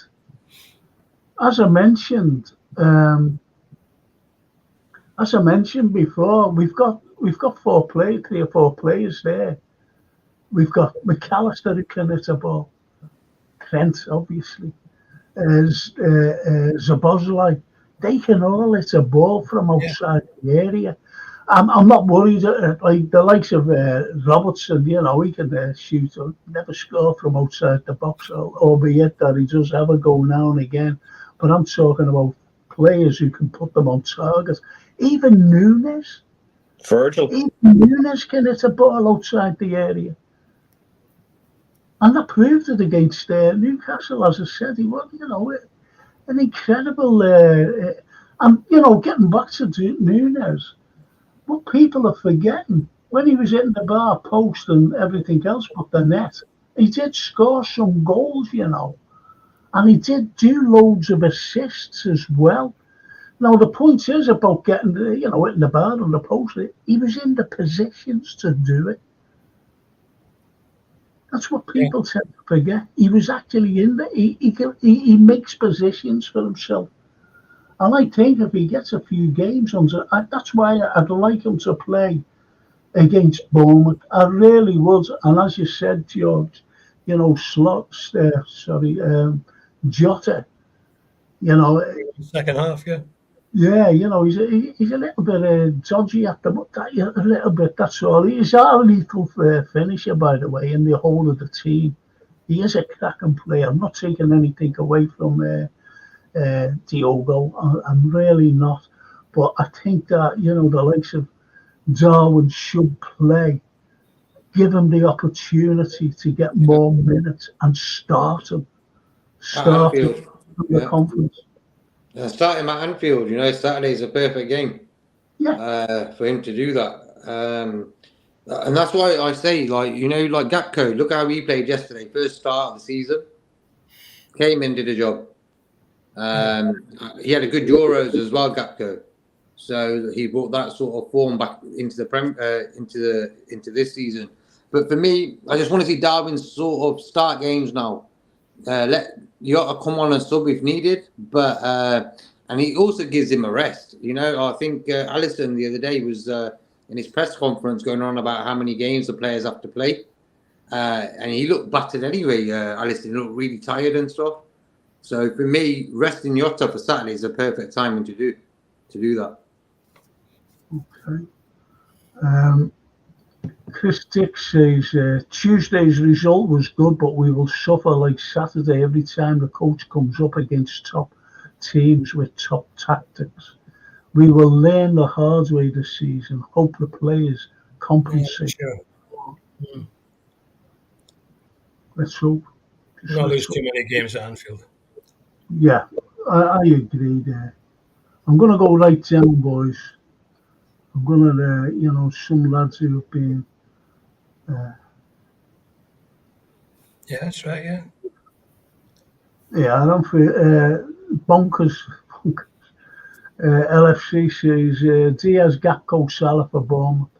Wouldn't have a problem with that. No, the Anfield Road. Ian Mack, well, if we can get them Giants, Virgil and Ibu scoring, I'd love that. So he's going on about, more goals from our two big lads. Third season for Darwin now. Does our style of play suit Darwin, or even him playing centrally? I'm not convinced. Can't doubt his spirit and fight though. And we can't. That's why I'd like to see him.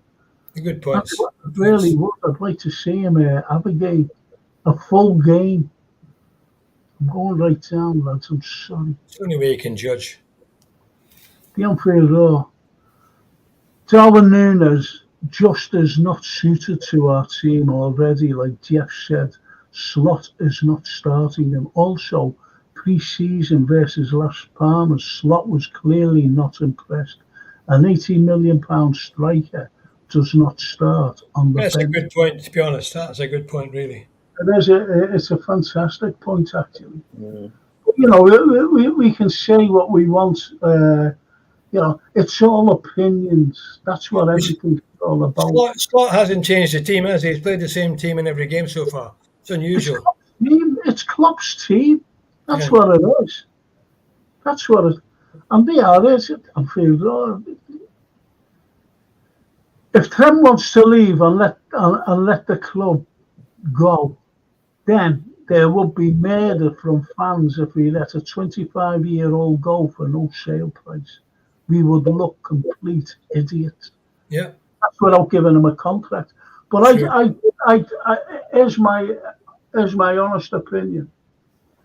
I think they will give him a contract. I think they'll all get contracts. But I wouldn't trust the owners to make money on them.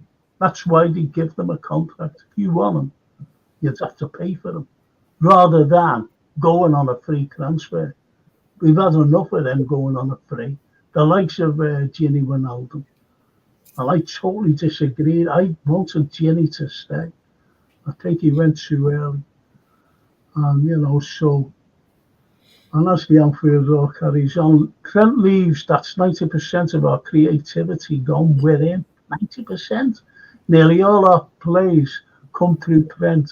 That's a huge replacement to fill. If Trent goes, serious money would need investing. What do you say to that, yeah? I mean, I'd be devastated if Trent went, and I agree. I mean, his contribution, to the forward play is, to replace that it's serious money, isn't it? And I'm not sure there's a player out there. I mean, we're talking about arguably the best in his position in world football, so there's nobody out there that's a like for like, is there? No. I mean, the thing is, though, the club, if you want to make money on those players, if you think that you want their value to be as high as possible, then you sign them, you nail them down to long-term contracts early. You don't wait till the last year of their contract. So it's really an interesting one, and it's hard to fathom what's going on there. And that is kind of what's behind my concern, really, is that has Trent indicated that he would be willing to move on, and that's why they've not been in a rush? Because I can't think of any other reason why you don't, even if you are a ruthless owner that wants to capitalize everything. You get him on a contract, don't you? You get him on as long a contract as possible, as soon as possible. And it just makes me wonder whether, I mean, the rationale behind Salah and Van Dijk, although I don't agree with it, is that they're the wrong side of 30. And, investing big money in players the wrong side of 30 is a risk, isn't it? Don't agree with it, but I can understand the logic. I just cannot understand why a contract wasn't shoved under Trent Alexander-Arnold's nose last season. I agree, Jeff. Definitely. And that is what worries me about Trent, really. And I desperately hope I'm wrong. But this has been a common trend with FSG, with the contracts. It's always been like that under FSG. So, I mean, I don't know what the problem is, in tying down contracts or sorting out a contract before it runs into the last 12 months. And no matter what anyone says to me, I don't think that that's good business to leave it to the last 12 months, because absolutely no. The player then has the choice of saying, well, F is, you're not showing the respect that I deserve, and after everything I've done for the club, so I'm going elsewhere. And we talk about loyalty. I think Trent will obviously be loyal to Liverpool. I can't see him going. I think he'd be very upset if he's not given the contract he deserves. I agree that he's certainly responsible for 90% of the creativity of the club. I think we have a very good backup in Bradley, but I don't think he's in any way like Trent. Different. No, Trent's the best passer of a ball, in my opinion. I know, I agree with you. I'm just saying Bradley is a very, very good player. He's an excellent player, young Bradley. He's brilliant. I'm not taking it like Quansah. These are brilliant young players. Yeah. And they have a big future at Liverpool. But when you're talking now, we need to, I keep saying it, we need to invest. It's as simple as that. And the Anfield Road, just in case, Salah does go for some unknown mad reason. Frank, you only want, I hate saying this fella's name, Sheila. like me, come on now, lads. If Salah was to be let go, which I doubt, then only the quality would be enough to satisfy fans' hunger. What do you say to that, yeah? Do you know what? It isn't. I don't think I've actually contemplated life without Salah and who you No. I don't think I've actually looked at any player and thought, yeah, I'd swap him. Yeah, No, or you know, I think we are blessed. We have got players in the club who are. I mean, we went through a long period, didn't we, in the 90s and part of the noughties where we became a stepping stone for decent players. But we've got players now who are like the top of their game. You know, I mean, Yeah. Salah, Alisson, Van Dijk, Trent. You know, these are like the best in their position in world football. You've got 14 top players. Yeah, I mean, McAllister's won a World Cup, hasn't he? You know, and yeah. I mean, Salah's irreplaceable. He's irreplaceable, Salah. Yeah. At the moment. The only thing you can do, I think, to be honest, is you buy the next Salah. Yeah. And that's a tough order, isn't it?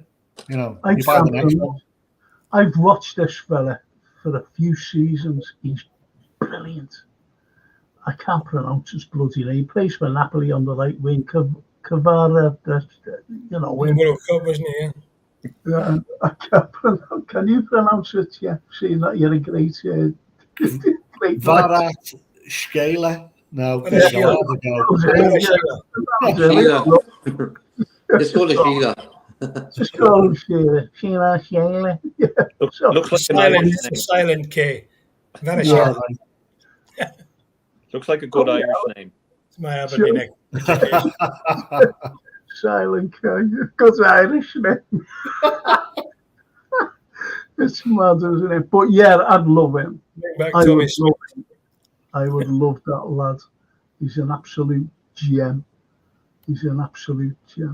Not many Salahs out there. No. There isn't. That's the thing.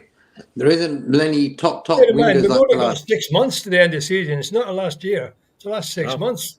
So they've got to get their act together and get these contracts out. And they're making no announcements at the moment. I don't hear anybody saying anything. Yeah, it's not good though. Along. Yeah. You know, lack of information. You know, fans want to have a bit of peace of mind of there are star players, them three. Van Dijk, Trent, Salah. Take them away from Liverpool, we're very much weaker, you know. So for me, waiting to see how we stand at the end of the season, whether we're up at the top of the league or whatever. Yeah, but I just feel that we should have sorted this out already before the season even started. Oh yeah. You know, give Slot a bit of peace as well. Give the fans a bit of peace about that topic. Me and Frank said a few weeks ago they're saving that for the January transfer window, so they'll say all three have signed. We're not buying no one though, so that could be a move there to pull out. Well, as Ian Max says, scandalous that the club let all three get it to 12 months. Shocking lack of planning. And that's, you know, all the comments tonight, you know, being absolutely brilliant, spot on. And I think that's a yeah, we're not like Chelsea. They give 8-year contracts. Yeah. You got about 45 players. Half of them 55 and still getting wage. You know what I mean? There'll be 55. It negotiates the contracts. Yeah, they just do it because they think they're an asset, like a house. You know, they view them players as a part of their property. So the agents, they don't want them to go on a free. So even if they get 15, 20 million for them at the end of their contract, like a year before the end of their contract, they're happy, you know. So they just look at players like assets, and that's what football's become, you know. So, and Chelsea do it really badly. Like, come on, man. The contracts they give, it's like none of them players are going on a free, you know. That's a very good. Maybe we should have done that. You know, look how many players we have let go on a free. The young lads go as well. Quite a few of the young lads have gone out on loan or whatever. Kids. Yeah, that's what they do. They get a loan fee for them as well. So, it's like a little business they do. I like him. That's a very good question that Anfield Roar has there that you've highlighted. Do you mean Ian Mack? there's some blame for that goal with previous regime and negotiations. I can't fully blame Hughes for all of this. But Hughes has to come into the equation. He has to. You can't just ignore and say, oh, yeah, well, it was the last regime. You know, he should have gone like that. All right, bang, bang, bang. He must know that their contracts need signing. Yeah. And that's He's responsible for now. He's responsible for now, but there's been massive. And it should have been done. Yeah. It should have been done at the beginning of the season. It's as simple as that. But what we're afraid of, and we have mentioned it, could the likes of Trent's head being turned? And I don't forget his best mate plays for Real. And on holiday, you know, how do you know that he never went to Madrid and being shown around? You don't know. This is what it's all about here, you know, Trent. What do you think? You never know. There's a huge question mark though over that. What's his name? Giorgio Smack fellow, the German guy. I've made a George Schmacker, yeah. George Schmacker, given a 3-month contract at Liverpool Football Club to do the business for us, and then that been extended, and then previously then Julian Ward taking over Edwards, and then him leaving, and then Edwards leaving before that. You know, all of these contracts, all of the blame is down to every single one of them, including Richard Hughes. What I would have done if I was Richard Hughes and I walked into that job, I would have looked at the contracts and I would have looked, right, he has to get one, he has to get one, he has to get one. Well, this is what the argument is, isn't it? But I'm going to change tack now. So listen, boys, we've got Bournemouth coming up. We mentioned Bournemouth about, you know, Darwin starting. Do you think he should start and that? Jeff, sorry, mate. You love being the first to be asked. This game coming up on Saturday, how important is it to you as a football fan of Liverpool? No, it's massive. You know, we battered Man United and then lost to Forest. We've gone away to AC Milan, and I thought we were brilliant. That means nothing if we go and then throw the game away against Bournemouth. So this is all about, you know, re-establishing some momentum and some consistency and belief. So yeah, this is huge for me, and unfortunately, you know, that's football for us now, isn't it? Because, you know, Man City have distorted Premier League football to such a degree that, you know, one bad result is catastrophic, and we all lose our heads. And you know, it wasn't like that when I was watching football, but you know, as a kid.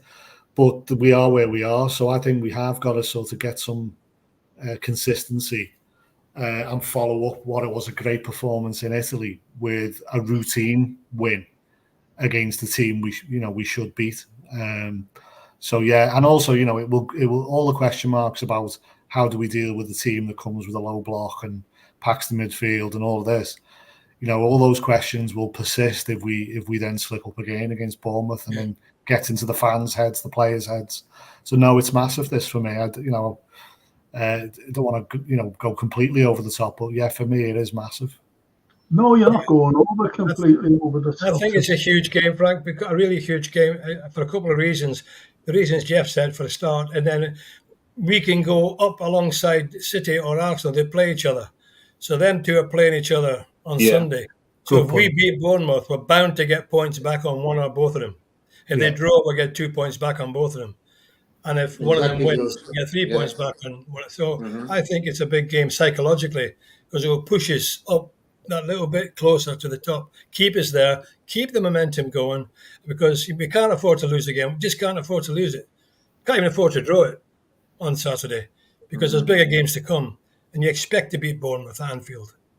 Okay. What about you, Sean? Well, it reminds me of when we won against United 7-0, and then the week later lose to Bournemouth 1-0. So I'm hoping to Christ that doesn't happen. It's such an important game. I mean, every game is important because as you saw, against Forest, we let our standard slip, and while we had all the possession, they still managed to steal a win, and we just didn't take our chances. So you can see that, like any game, every game is important. Every game is difficult if you don't show enough respect to your opposition. So yeah, we have to win this game. Have to win this game. I would have the same lineup, to be honest with you, with maybe 2 changes. I might have Robertson, and I'd put Chiesa on instead of Jota. Well, that's what the Mighty Red says, when we were mentioning about the spine and everything else. He says actually 5 if you want to put Robbo in there. Yeah. I think he's right as well. Yeah. What about you, JK? And, how important is this on Saturday for us? I think that Forest game was like, we were very confident as fans, 2-3-0, when we were asking people predictions. So I think sometimes being overconfident is our downfall. And I think that sort of Forest game brought us back down to earth. Then we went to Milan, got 1-0 down, come back and won that 3-1. So in a weird sort of way, if it was going to happen, okay, it's happened at Anfield. Didn't want it to happen at Anfield, but it happened. Let's take the best out of that, and let's go, and let's not be overconfident, Be a bit cocky, like the way Virgil is, but not like, oh, we've run this anyway, it don't matter, not to have that sort of attitude sometimes. But I think Bournemouth, they play actually good football, Bournemouth. But I think we always seem to have more problems playing them away than at Anfield. At Anfield, we sort of always take care of them. Well, the Anfield Road says FSG want to be Billy Big Bollocks with this attitude of we are world-class owners. This is their biggest test because if they lose any of our heroes, there will be uproars. So they are sweating. They shouldn't sweat any longer. They should, it's this week, Friday, tomorrow, give them the contracts. And I don't care what anyone says. We can't afford to lose any of them. Not one of them. In fact, we should be investing with other players. I don't think they care. No, of course they don't. They're not sweating anything. They're portfolio collectors. They're like stamp collectors. The next shiny thing, and they go for it. And if they can get it on a cheap, brilliant. And if they make maximum profit, brilliant. I've been very critical of the owners from the very start. I make no apologies for it. I think there's enough now to go on to show that they can't really be trusted. So I don't really think that, in fact, I know they don't give a shit. I mean, you saw this no flag protest in the Kop there against the Atalanta game. Did they give a crap about that? Did they overturn the ticket prices? Absolutely not. So if these players leave, I don't think John W. Henry is going to fall off his yacht worrying or panicking what we think. And I don't think Linda is going to be too bothered, or Tom or Mike Gordon. No. That's the same with all owners. All of them. They're all the same. Yeah. Well, look at the owners. They are any different. Well, they aren't. They aren't, George. I think you've got. Sometimes you have owners that love football and care about the football and are at the games, and then you have people like Man City's owners who, I mean, okay, they Chelsea, Man United. Well, United are in cahoots with FSG anyway with the big picture scheme. So. Mm-hmm. The Glazers, they're shocking owners, the Glazers. Absolutely. They've allowed Old Trafford to become a run-down stadium. They're up to their eyes in debt. Half the fans hate them, in fact, more than half. So they're not exactly an example of good owners at United, are they? No, but they always back the manager, though. They always back, since Fergie left, every manager's had money to spend. Every time he's come in, big players have gone there, big names. They've all sort of failed there. Big money as well. Big money, like big wages, big money. Look at Anthony cost like 80 odd million, 90 million nearly. he's on probably about 250 a week, you know. So it's all built on debt, isn't it? It's all built on debt. Player, I mean, I was going to say, I think there's a cautionary tale in all of that, though, isn't there? Because it's like Everton spent huge amounts of money. Yeah, exactly. And look where they are, and spends a huge amount. I mean, I think Liverpool's owners need to spend a bit more money. They need to take a few more risks, but spending huge amounts of money does not always work. Look at United, look at Chelsea, look at Everton. Look, there's teams who've outspent Liverpool. But you've got to have the right manager in place. They had to Ancelotti. You've got to have a strategy. You've got to have a strategy and a vision for how you want the team to play. For a number of years under Klopp, we had that, didn't we? But not the money you pay; it's the players you get. And who you buy and do they fit into the jigsaw, isn't it? Yeah. Yeah, but Jeff, if you look at Raf Benitez's interview with The Overlap, and he was talking about the net spend that he had to work with under Gillette and Hicks, who were absolute cowboys, and we know that. Yeah. I mean, it was anything from 15 to 17 million. The net spend under FSG, including this window, is 17 million per window. So there's two ways of looking at that, isn't there? I know the point you're making, and I think it's a valid point. But the other way of looking at that is look what they've got for their book. Yeah, we've won everything, haven't we? But that's Klopp. That's Klopp. Klopp works with it. But then who appointed Klopp? I mean, I always end up sounding like an apologist for FSG, and I think at this book launch I might get held hostage. But it's not. There's pros and cons, Jeff. You're right. There's pros and cons. Well, I'm not anti-FSG. I'm not pro-FSG. I agree with George's points. Actually, I think all owners are capitalists. No capitalists. That's every one of them. Games to make money. Win for money, not for the love of the game. For years, the days of an owner that loves the club, is long gone. A local businessman with lots of money.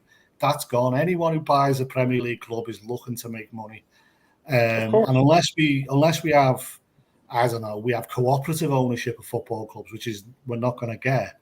We're going to be stuck with owners that we kind of have problems with, and I think unless you can show me an alternative, and the only alternative on offer, it seems to me, is we're owned by a nation state.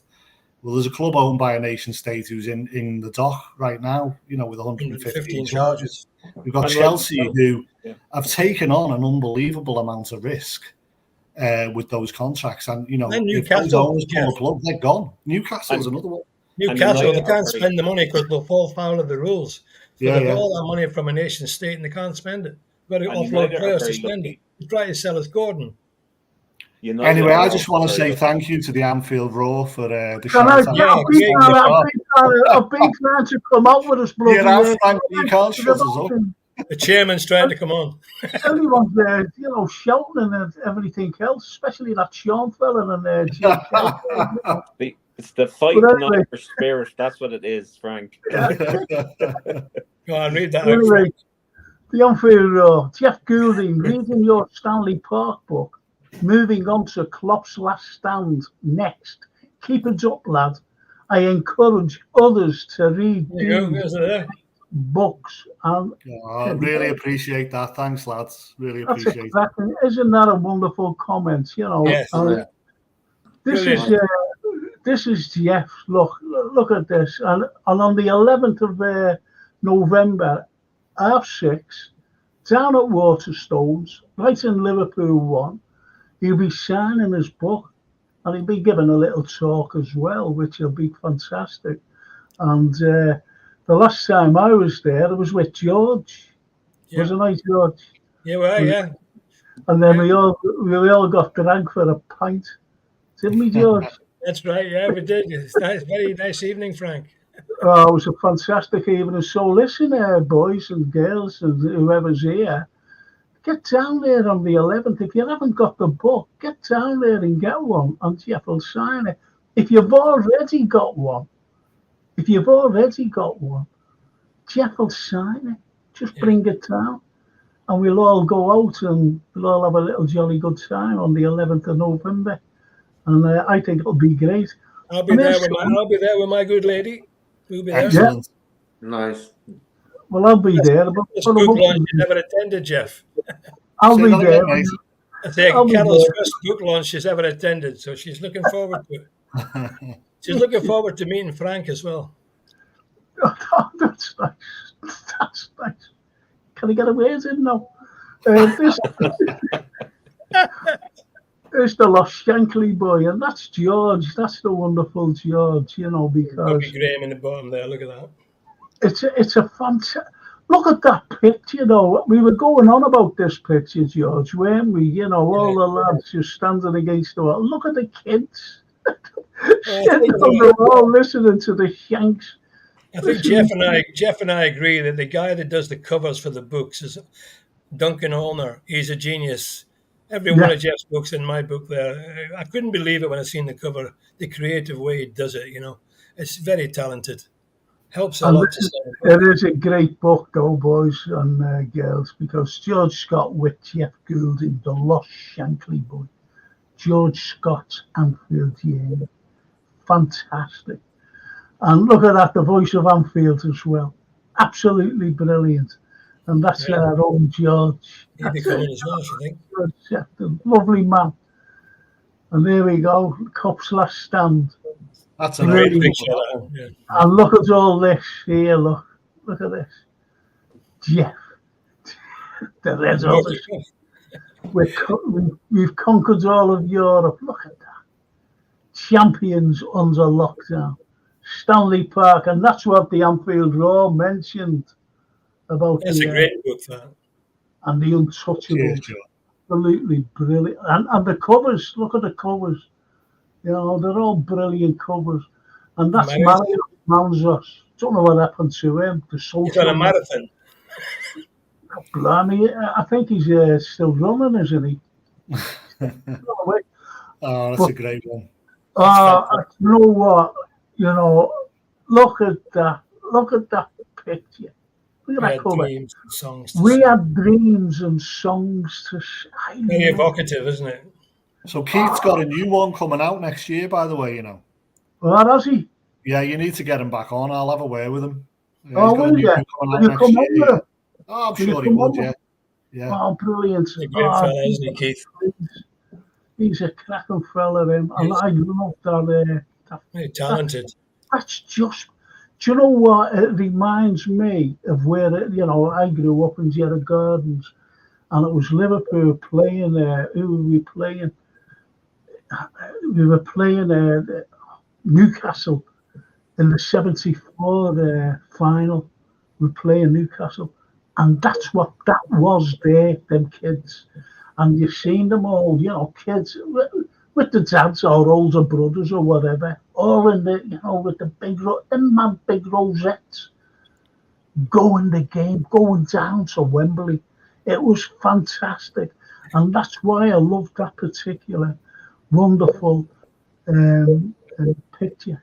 Fabulous. It's fabulous. And I love us all, you know, and I love everything about all our lads. JK, you're going to have to collab now and write a book. No, you've got exactly. it. We'll do it, Sean. You've got to get it because it's absolutely it's great, yeah, brilliant. It really is, lads. It really is. And when you've got the Anfield Roar, and he says, great point there by Jeff there, spending cash doesn't mean anything, and I can't deny the formula of character over fees has worked, and the recruitment of age signings has been successful. But, you know, where I come in there, Anfield, you're right, Jeff's right, we're all right. Yes, but the point, and we were talking about Federico Chiesa, you know, when he arrived there, and we all hope that he's going to be great. That 10 million will be a snip if, you know, we can produce the form that he did a couple of years ago at Juve. And he is a great player, you know, by the way. He's not just like a... but what worries me is the way some Italian players have failed. Yeah. Yeah, in this country, yeah. And that's what worries me. And I think it worries a hell of a lot of other fans as well, not just me.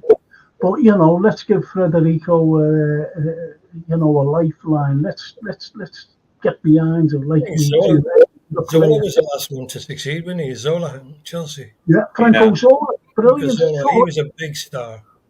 Well, what about Vialli? Vialli was good. Yes, Vialli, yeah. Out, aren't they? Yeah. And Ravanelli, remember him? Ravanelli, Yes. We tried to buy him, didn't we? Yeah. Under Roy Evans, trying to buy. We did. Just on the point of, there by Anfield Roar. I mean, for me, I don't want us to be doing business like Chelsea or like United or like any of them. No. I'm talking about necessary spending. Yeah. And if we can get a bargain deal, absolutely, of course, that's good for business. I'm not talking about spending hundreds and hundreds and hundreds of million just because we can, or just because they're doing it, or whatever, or just because, I don't want a squad of 45 players like Chelsea. There's not one player at United that I would take at Liverpool. Not one of them. I wouldn't take any of them. So it's about necessary spending for me. Yeah. And spending unwisely, like in football, it's very easy to lose a lot of money. Absolutely. But I think the way Liverpool, that's one thing good about our owners, and the way we sort of sign players. We don't seem to waste a lot of money transfer-wise. Kiate is the only guy I could really think about in the Klopp time. He cost about 100 million altogether with his wages, his fee and that. So for me, that was the only one I could really say sort of failed. Where United have got a big catalogue of failed players. Chelsea the same. So in that way, I'm happy we don't waste a lot of money on players who just come in for the wages, don't really play, not involved and stuff. Yeah, our big money signings have worked, haven't they? Big time. Virgil and Alisson. They Yeah. were big money signings. Nunez, the jury's still out. But those two definitely have worked. Yeah, but when you mentioned there, Alisson and Virgil, they were the two of the greatest signings under Klopp. Yeah, absolutely. Two of the greatest signings because that brought the team, the whole lot of us. And look what we did. Just look what we did with them. Yeah. Off the back of Canate, or not Canate, but Coutinho's money. Yeah, off the back of that. We got the money from last year, didn't we? My opinion, we still should have invested on that. That's the only caveat for me, to be honest. We never but if you look at Frank, and guests, if you look at the fact, like when we won the league, we left ourselves in a situation where we had to play central midfielders as in our defence. Now, I understand, obviously, we're just coming off the back of COVID and injuries and whatnot, but there's no way that should have happened. And then we get Arthur Melo on loan, who spent the majority of his time at Liverpool Instagramming about Juventus. So, while I don't want us to be throwing cash foolishly and putting ourselves in a position like United or Chelsea or whatever, and United are very lucky that they're not called up over profit sustainability. Very, very lucky. I would still like to see some investment, some enthusiasm. No, we've all agreed on that, Sean. We've all agreed on that. And they should have been investments because we had the right manager in with, obviously, look at Klopp, for God's sake, what he's done for us. And he screamed out, I always remember him saying, you were right to the journalist, and I was wrong. And that was over midfielders, and he couldn't get them. And what did he do on the penultimate day of the window closing? He brought in a loanee, and that was Arthur Melo. And that was a disaster. A disaster in waiting. And that's why, we've always said this season, coming into this season, we need a place. And let's hope in January, we've got a hell of a long season, and we've got a new manager in place. And that's why, we still need quality players. I think, Frank, one of the things that frustrated Klopp, I think, is that he could have won 2 more Premier League titles because he lost them by fraction of an inch Yes. against Man City when Salah's ball didn't cross the line. And the other one was when Gerrard's team at Aston Villa let 2 goals in the last 5 minutes. Yeah. Again at the Etihad. Had that not happened, we'd have 3 Premier League titles. And I think Yeah. the way we had to battle against City with all their money and all the things that were going on must have frustrated Jurgen. And to do what he did against that was unbelievable. Of course, it frustrated him. And the most frustrating thing was not Shumani, but Bellingham, Jude Bellingham, because that lad was coming here. He was coming here. And unfortunately, he didn't for reasons that Jurgen knows, I know, few others know. And that was wrong. Then you had Edwards leaving. You know, he left Jurgen in the lurch. Then Ward, 6 months later, after taking over Edwards. And do you know what? I'm being honest with you, Jeff. I'm being honest with you, Sean. I would not allow that pair of pricks back in that Liverpool game because they left us. You leave Liverpool, you fucking stay away. That's me. That's just me. I agree with you. Yeah, I agree with you. But I mean, you know, on the obviously present company excluded in this, I don't think that the media have really kind of questioned how Edwards can leave, Julian Ward can leave, then Edwards come back. I don't think there's been any sort of question posed to either of them and asked, how is it that you, why is it that you left? Why is it that you're back? You know, and is it a coincidence the clock left?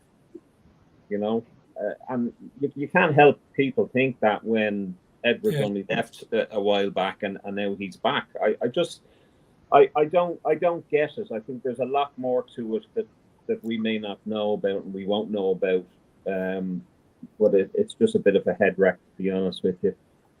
Yeah, it was a whole strange situation. When Jurgen announced he was leaving at Christmas, it was a shock for everybody. Okay, to be fair, he did look drained, and he's been working at a high level for 9 years, and it is draining. Shankly got drained in the end. I was talking to his grandson today, and you know, he just got to the stage where he'd done it for so long. Yeah. But you know, he just had to give his family some time, and I think Jurgen's found himself in the same situation. And there must have went on behind the scenes with Edwards and those guys. I mean, things must have gone on we'll never know about.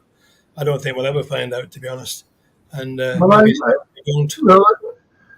Yeah, I understand that, but you know, there's an undercurrent there. There's definitely an undercurrent about all this, and it will come out soon. Well, not soon, but it will come out because I know Jeff Goulden will write about it. But anyway, that is it, I believe, and he's a nice fella actually. Yeah. Even in Frank Panel and chat, even in Richo. All right, Rico. Hi, Rico. Oh, that's nice, that though, isn't it? But listen, lads, prediction time. I'm going to go straight to JK. Okay. I'm going to keep it simple, 3-0. I'm going to go to Sean. I'm going to do one better than that. I'm strangely confident, and I reckon it's going to be 4-0. George? Yeah, I say 3-0. I think we'll do well. Okay. Go ahead, Jeff. I'm going to say another 2-0. 2-0. Yeah. Another clean sheet would be good. That'd be great. Clean sheet would be nice. Yeah. Fantastic, a clean sheet. Do you know what I'm going to say? I'm going to say 5-0. Ooh, Frank. I'm going to say 5-0. You win the watch. I think you win the watch, Frank.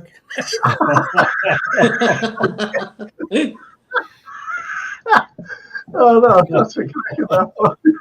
I think you'll win the watch. But anyway, thanks, George. I'm languishing in mid-table. But anyway, you know, it's been great tonight, lads. Yeah, it's great to see you, Jeff. Fantastic. Absolutely brilliant. Yeah, I'll see you in November, Jeff. Looking forward to that. Looking forward to that. See Angela as well, hopefully. Absolute honour. Thank you, you know, because the Anfield Roar he says, I agree with Frankie investment points where after Champions League win and the league win 2 points where I feel Jürgen knew and this is going to be harder than Dortmund. Yes, Absolutely. of course. Bloody Man City. Even the mighty Reds. Look, it's sad. I wish we had 3 Prems, but the journey that Klopp took us on and the lessons he taught me as a man through the quotes he would make throughout the year. He was everything I needed. Brilliant. Absolutely. Fantastic point. Yeah. And Brandon's the top lad. He's got a channel there. Really, really nice lad. who's that? The Mighty Reds? Mighty Reds. Brandon from South Africa. Do you remember I was telling you about? Oh, yeah, this lads, yeah. Yeah. Oh, that's nice. I didn't know. Maybe when we come back on, he can send in his channel thing. Yeah. Or even before we go now. And 1-0 to Bournemouth. 1-0 to Bournemouth, says Ian Mack, lads. Only joking. 4-0. Come on, you mighty Reds. Bless you. Look at this one. This is our friend, our blue friend. Try shout. That stadium was lovely in the Championship. Lovely in the Championship. Don't worry about our team. It could be worse. It could be a blue. They can't hold a lead, Everton. Like they winning 2-0. Like they're letting Leeds just go like that, But for me, they need to stay in the Premier League for that stadium to be worthwhile. Drove past the stadium today. It certainly looks great. So you survived, yeah. Well, the good news is that Mo Salah's hair's growing nicely, isn't it? His new head. So I want to see them curls back by the end of the season. I want to see him in a final, Champions League final with all that curly hair. That's what I'd love to see. He needs to tell me how he grows his hair because I'm having great difficulty. So you go to Turkey for your teeth and you get a hair as well. You get your hair done as well. So. I might sell the watch I win off you, Frank, and see if that funds me. If that funds that trouble, yeah. But I'm going to go to Jeff. Jeff, will you definitely bring Keith Salmon on with you soon? Oh yeah, no, I'll speak to Keith. Get him back on. I know I'm not going to say what the new book's called. I do know, but I'll let him do that. But he's coming out next year, and I've had the pleasure of looking at some early drafts of it, and it's a cracker. It's going to be brilliant. So I'll have a chat with him and get him to come on. You've got another one coming out, Jeff, haven't you as well? So Kieran and I are bringing one out in the new year as well. We're bringing Red Dawn out, which is about the story of Tom Watson, our first championship winning manager. Those books need such a lot of research, especially if you're looking back in time. Yeah, I mean the amount of stuff we've got and Kieran's got hold of that's new and we don't know. No, we Untouchables was brilliant. To see those guys come from the First World War, come back off their uniform, get straight onto Anfield. I mean, Tom Bromelo, was it 30,000 people at his wedding? Massive crowd at his wedding. It was like Beatlemania, wasn't it? Yeah, police. I mean, some great photos in the book of 1921. The police trying to hold the crowds back. 1928, I think it was his wedding. I mean, and these guys have been largely forgotten, which is a crime. Yeah. So that's what we're trying to do, and others like Mark Platt as well, and Kieran, trying to make sure that their legacies and stories are never forgotten. I went around the museum on Sunday, and he's got it looking good there, Mark. It's lovely. Yeah, definitely. Yeah, he's a lovely fellow, this Mark. Anyway, can I show you my new book? Go ahead. Yeah, go on. Frank Carlyle's Liverpool. Fantastic. You're a genius, Frank, with that. By the way, since I was last on, you became a TV star. When you were with Susan Calman on. That's right. Yeah. I haven't seen you. So I haven't been on since then. Glasgow girlfriend. That was brilliant. Do you know what though? I'm doing another one for them because I was talking about um, uh, when he came up to look at these kids known as the 40 Thieves, and he was viewing them, and they became the catalyst for Fagan's gang in Oliver Twist, and also the birth of John Kirk in Brownlow Hill Workhouse was the seed for the birth of Oliver Twist. Right. You see, because he didn't know his mother and all this, and that's what John Kirk did. Yeah. So anyway, I was doing that, and he went, "No, don't do that." I said, "Why?" And they said, "Because we want you to come back on and give a full programme all about that, and we'll have everything on about Dickens anyway." And I said, "Oh, okay." So, but the point is, when she came up to me again, I never watched Channel 5, and she went, "Hello," and I went, "Oh, hello, who are you?" And she went, I'm the presenter." I said, "Oh, why are you the presenter?" And she said, "This." I noise at me. I never had a clue who she was. She's tiny. And I used her as a crutch because I could hardly walk. And the director said, "Turn around and walk away that way." I said, "Well, okay, yeah." But anyway, so I used her as a crutch. I put my arm around and she was bent over like that. So I never watched it, I'm being honest. I didn't watch it. So anyway, and so through Frank on Edwards and Ward points you, don't leave Liverpool. We let you go once your service is at an end. Harsh, but this is Liverpool Football Club. Thank you very much. And our mighty Reds, he says 3-1 to the Reds. That'll do, won't it? 3 points. And there's his prediction. Liverpool 4, Bournemouth 0. I've drunk what Frank's drunk. I've drunk Nottingham beat Giant for a cup of tea. Frank said 5-0. I'll be there. Yeah. You said 5-0, I said 4-0. But I tell you what, boys, it's been a pleasure tonight. It really has. Yeah, been brilliant. It's been absolutely wonderful. I was very surprised because George is always on a Tuesday evening. I was very surprised that he was on. I couldn't come on Tuesday. You were on at midnight. I need my cocoa at 10 o'clock. Shut up. He's on his I'll be 80 next month. I can't come on at midnight. I was saying it would have been good for George to come on after that win. Yeah, but it was a bit late. We'll have a celebratory drink on the 11th of November. Yeah, Armistice Day. That'll be your birthday. Look forward to that. That'll be right, I better get myself next door then, Frank.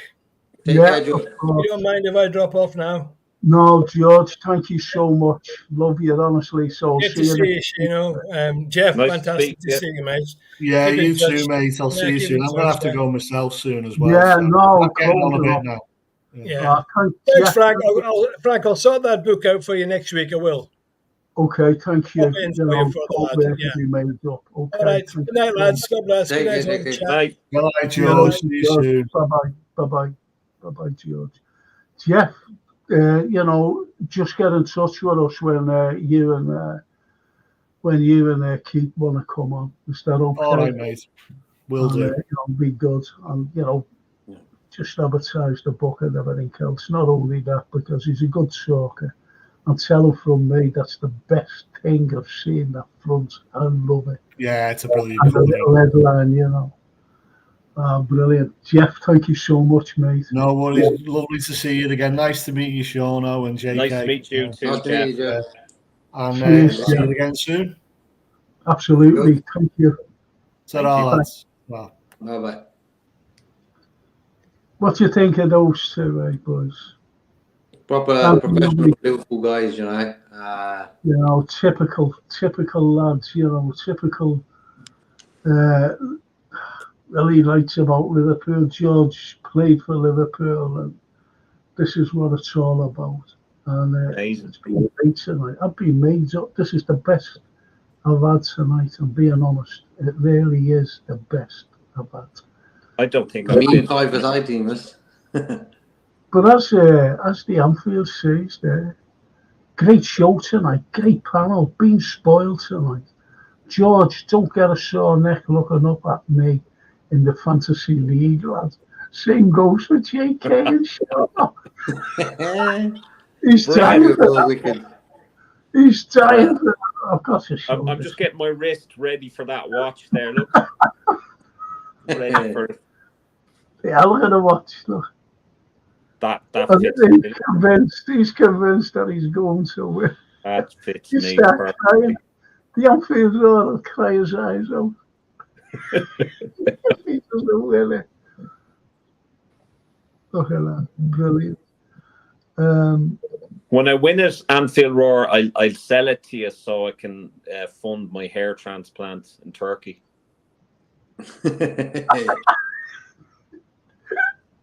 I've got to have physio on me. You know, I've seen this neurologist, and he said the best thing for you. Oh, blimey, he should have seen what he was doing to me. You know, giving me these, you know, this thorough examination. God blimey, and he had me lift my leg, and I said, I'm getting a cramp, and I was. Because my muscles were tightening up. He said, you've got great strength in your legs. He said, so I'm putting you on physio. So I said, okay, thank you. So, but I don't think that's happening until bloody November, to be honest. And here Max says, Frank, I've got that book and your DVDs with Snelly. Brilliant source of information about our great city. Oh, thank you, Ian. Thank you so much. And carries on by saying, great pod, lads. Been some good topics discussed. Let's hope we get the win Saturday. Absolutely. Totally agree there. We will win Saturday. We will win. I'm confident. Yeah. I'm not going over the top with it, but just being confident, you know. So it's good. I know that we were confident going into the Forest game, but I'm as confident. Remember coming up to the Man United game, and I said, didn't I, Jay, that we're going to beat these. We are going to beat these at Old Trafford. And I was very confident then. But I gave a 2-0 score. And I'm as confident now, than I was then. And that's why I still say we're going to stuff these 5-0. Mm-hmm. I'm that confident. Chiesa with a hat-trick and Nunes with 2 goals. That'd be nice. That'll be great. That even if Nunes comes on as sub, and he does all his, his little art, doing that thing. Doing that. Yeah. I think, I feel sorry for him. And me. Nunes. I think, he's just like, he's wasting his talent by not just playing football. Like, he's sort of fit now. He is fit. But I said the other day about the off-field thing in South America, that little ruckus he had. It wasn't really good for his mind, you know. He didn't need that. Yeah. No, but he's got a smile on his face. I tell you who else, and he was going through a bad time as well, who always had a smile on his face at the end of games, albeit that people go, fucking hell, And that was Gapco. That was Cody Gapco. And look the way he's come through. Look at Gravenberch, the way he's come through. So why not Darwin? Why not Darwin? Why can't he come through? You got to support the players. I always say that. Until they leave, I'm not going to diss any of our players. Like Curtis Jones. No, of course. Curtis is not my favourite player, but you will never hear me really getting on Curtis's back. Me and Frank discussed it about this season, very important for Curtis and Darwin. Very important. That's all I needed to say, really, about Curtis, The lad knows himself what he needs to do. Yeah. Well, I was just going to say, he seems to be the forgotten man for some reason. But Curtis has a lot of potential. He really does. I've seen him from a kid. And he has got a great, and that sending off and that injury he got all in one. It put him back a little. But, we've still got to rotate and let's see what happens. Yeah. That's all we can do, and, just watch. And as the Anfield Roar says, see you, George. Take care, lad. And Jeff and JK and Sean. Bless Anfield Roar. The Anfield Roar. Okay, so listen, lads. Are we doing that? Yeah, we can do it at 5:30, 17:30 Saturday. Yeah, perfect. Yeah, because match. I'm doing a film and TV review. I've got a cracking film to tell people about. Cracking film, and I'll be doing that Saturday morning, 10:30. And then we'll come out. You'll have to tell Jason, by the way, JK, about what's that, the pre and the post. Oh, you want to do a pre as well, yeah? Should we do one at well, 2? if you want, or a post, I don't know what you want. We could do both pre if you want. 2 till we could do 2 till 10 to 3, like we did the other day, and then we could do a post match at 5:30. Yeah, I think that's a good one. 2 to 10 to 3. Yeah, 40 minutes. Welcome to join us, Sean, if you want, lad. Yeah. Yeah, I'll see what's going on. I'm not 100% sure what I'm doing on Saturday. We'll be watching the game, obviously, but yeah, no problem. I don't think I have any commitments with AKM LFC at present. I don't think they're doing a watch along. I think just come on. Just come on. The link will be there. If you're there. See, I don't watch matches in pubs. Oh, no. I do not watch them. Oh, there's Cedric Lopez. What a name that name, Cedric Lopez. Big up, Frank. JK, sure, I'll call you just before you went. Thanks, Cedric. Nice one, man. And the Anfield Roar. Finally. Right, Sean, how much do you want for that watch, lad? The amount of air you need, I'd rather be second. Wouldn't even mind. I've got 2 car parks and a solar panel. Anfield Roar. It's fight. It's going to get to the stage where, if a gust of wind goes, I'm going to be like a peacock. It's going to go like this. It's going to be like a Jack Charlton comb over, I think. The Bobby. But anyway, lads, I'm going to shut it now, and I'll see you on Saturday. I'll see you on Saturday, JK. You don't have to come on Saturday morning, but I'll see you in the evening, and IBR Stella says 2-1 for the Reds, 2-1. And as I said, 5-0. You're saying 4-0 as well, Sean. Yeah. And you're saying 8-0, aren't you there, JK? I'm going 9. We did that 9 a few years back, remember? We did, yeah. Forgot about that 9. All right then, boys, I'm going to go now. Chat, thank you so much, because without you, there wouldn't be a podcast. You really wouldn't. Thank you for your wonderful comments. Thank you to Jeff Goulden and George Scott, for being such wonderful panel guests. And especially to you, Sean. Thank you so much. Not at all. Yeah, nice seeing you, man. I was completely underqualified. Hopefully, I'll see you Saturday one way or the other, Sean.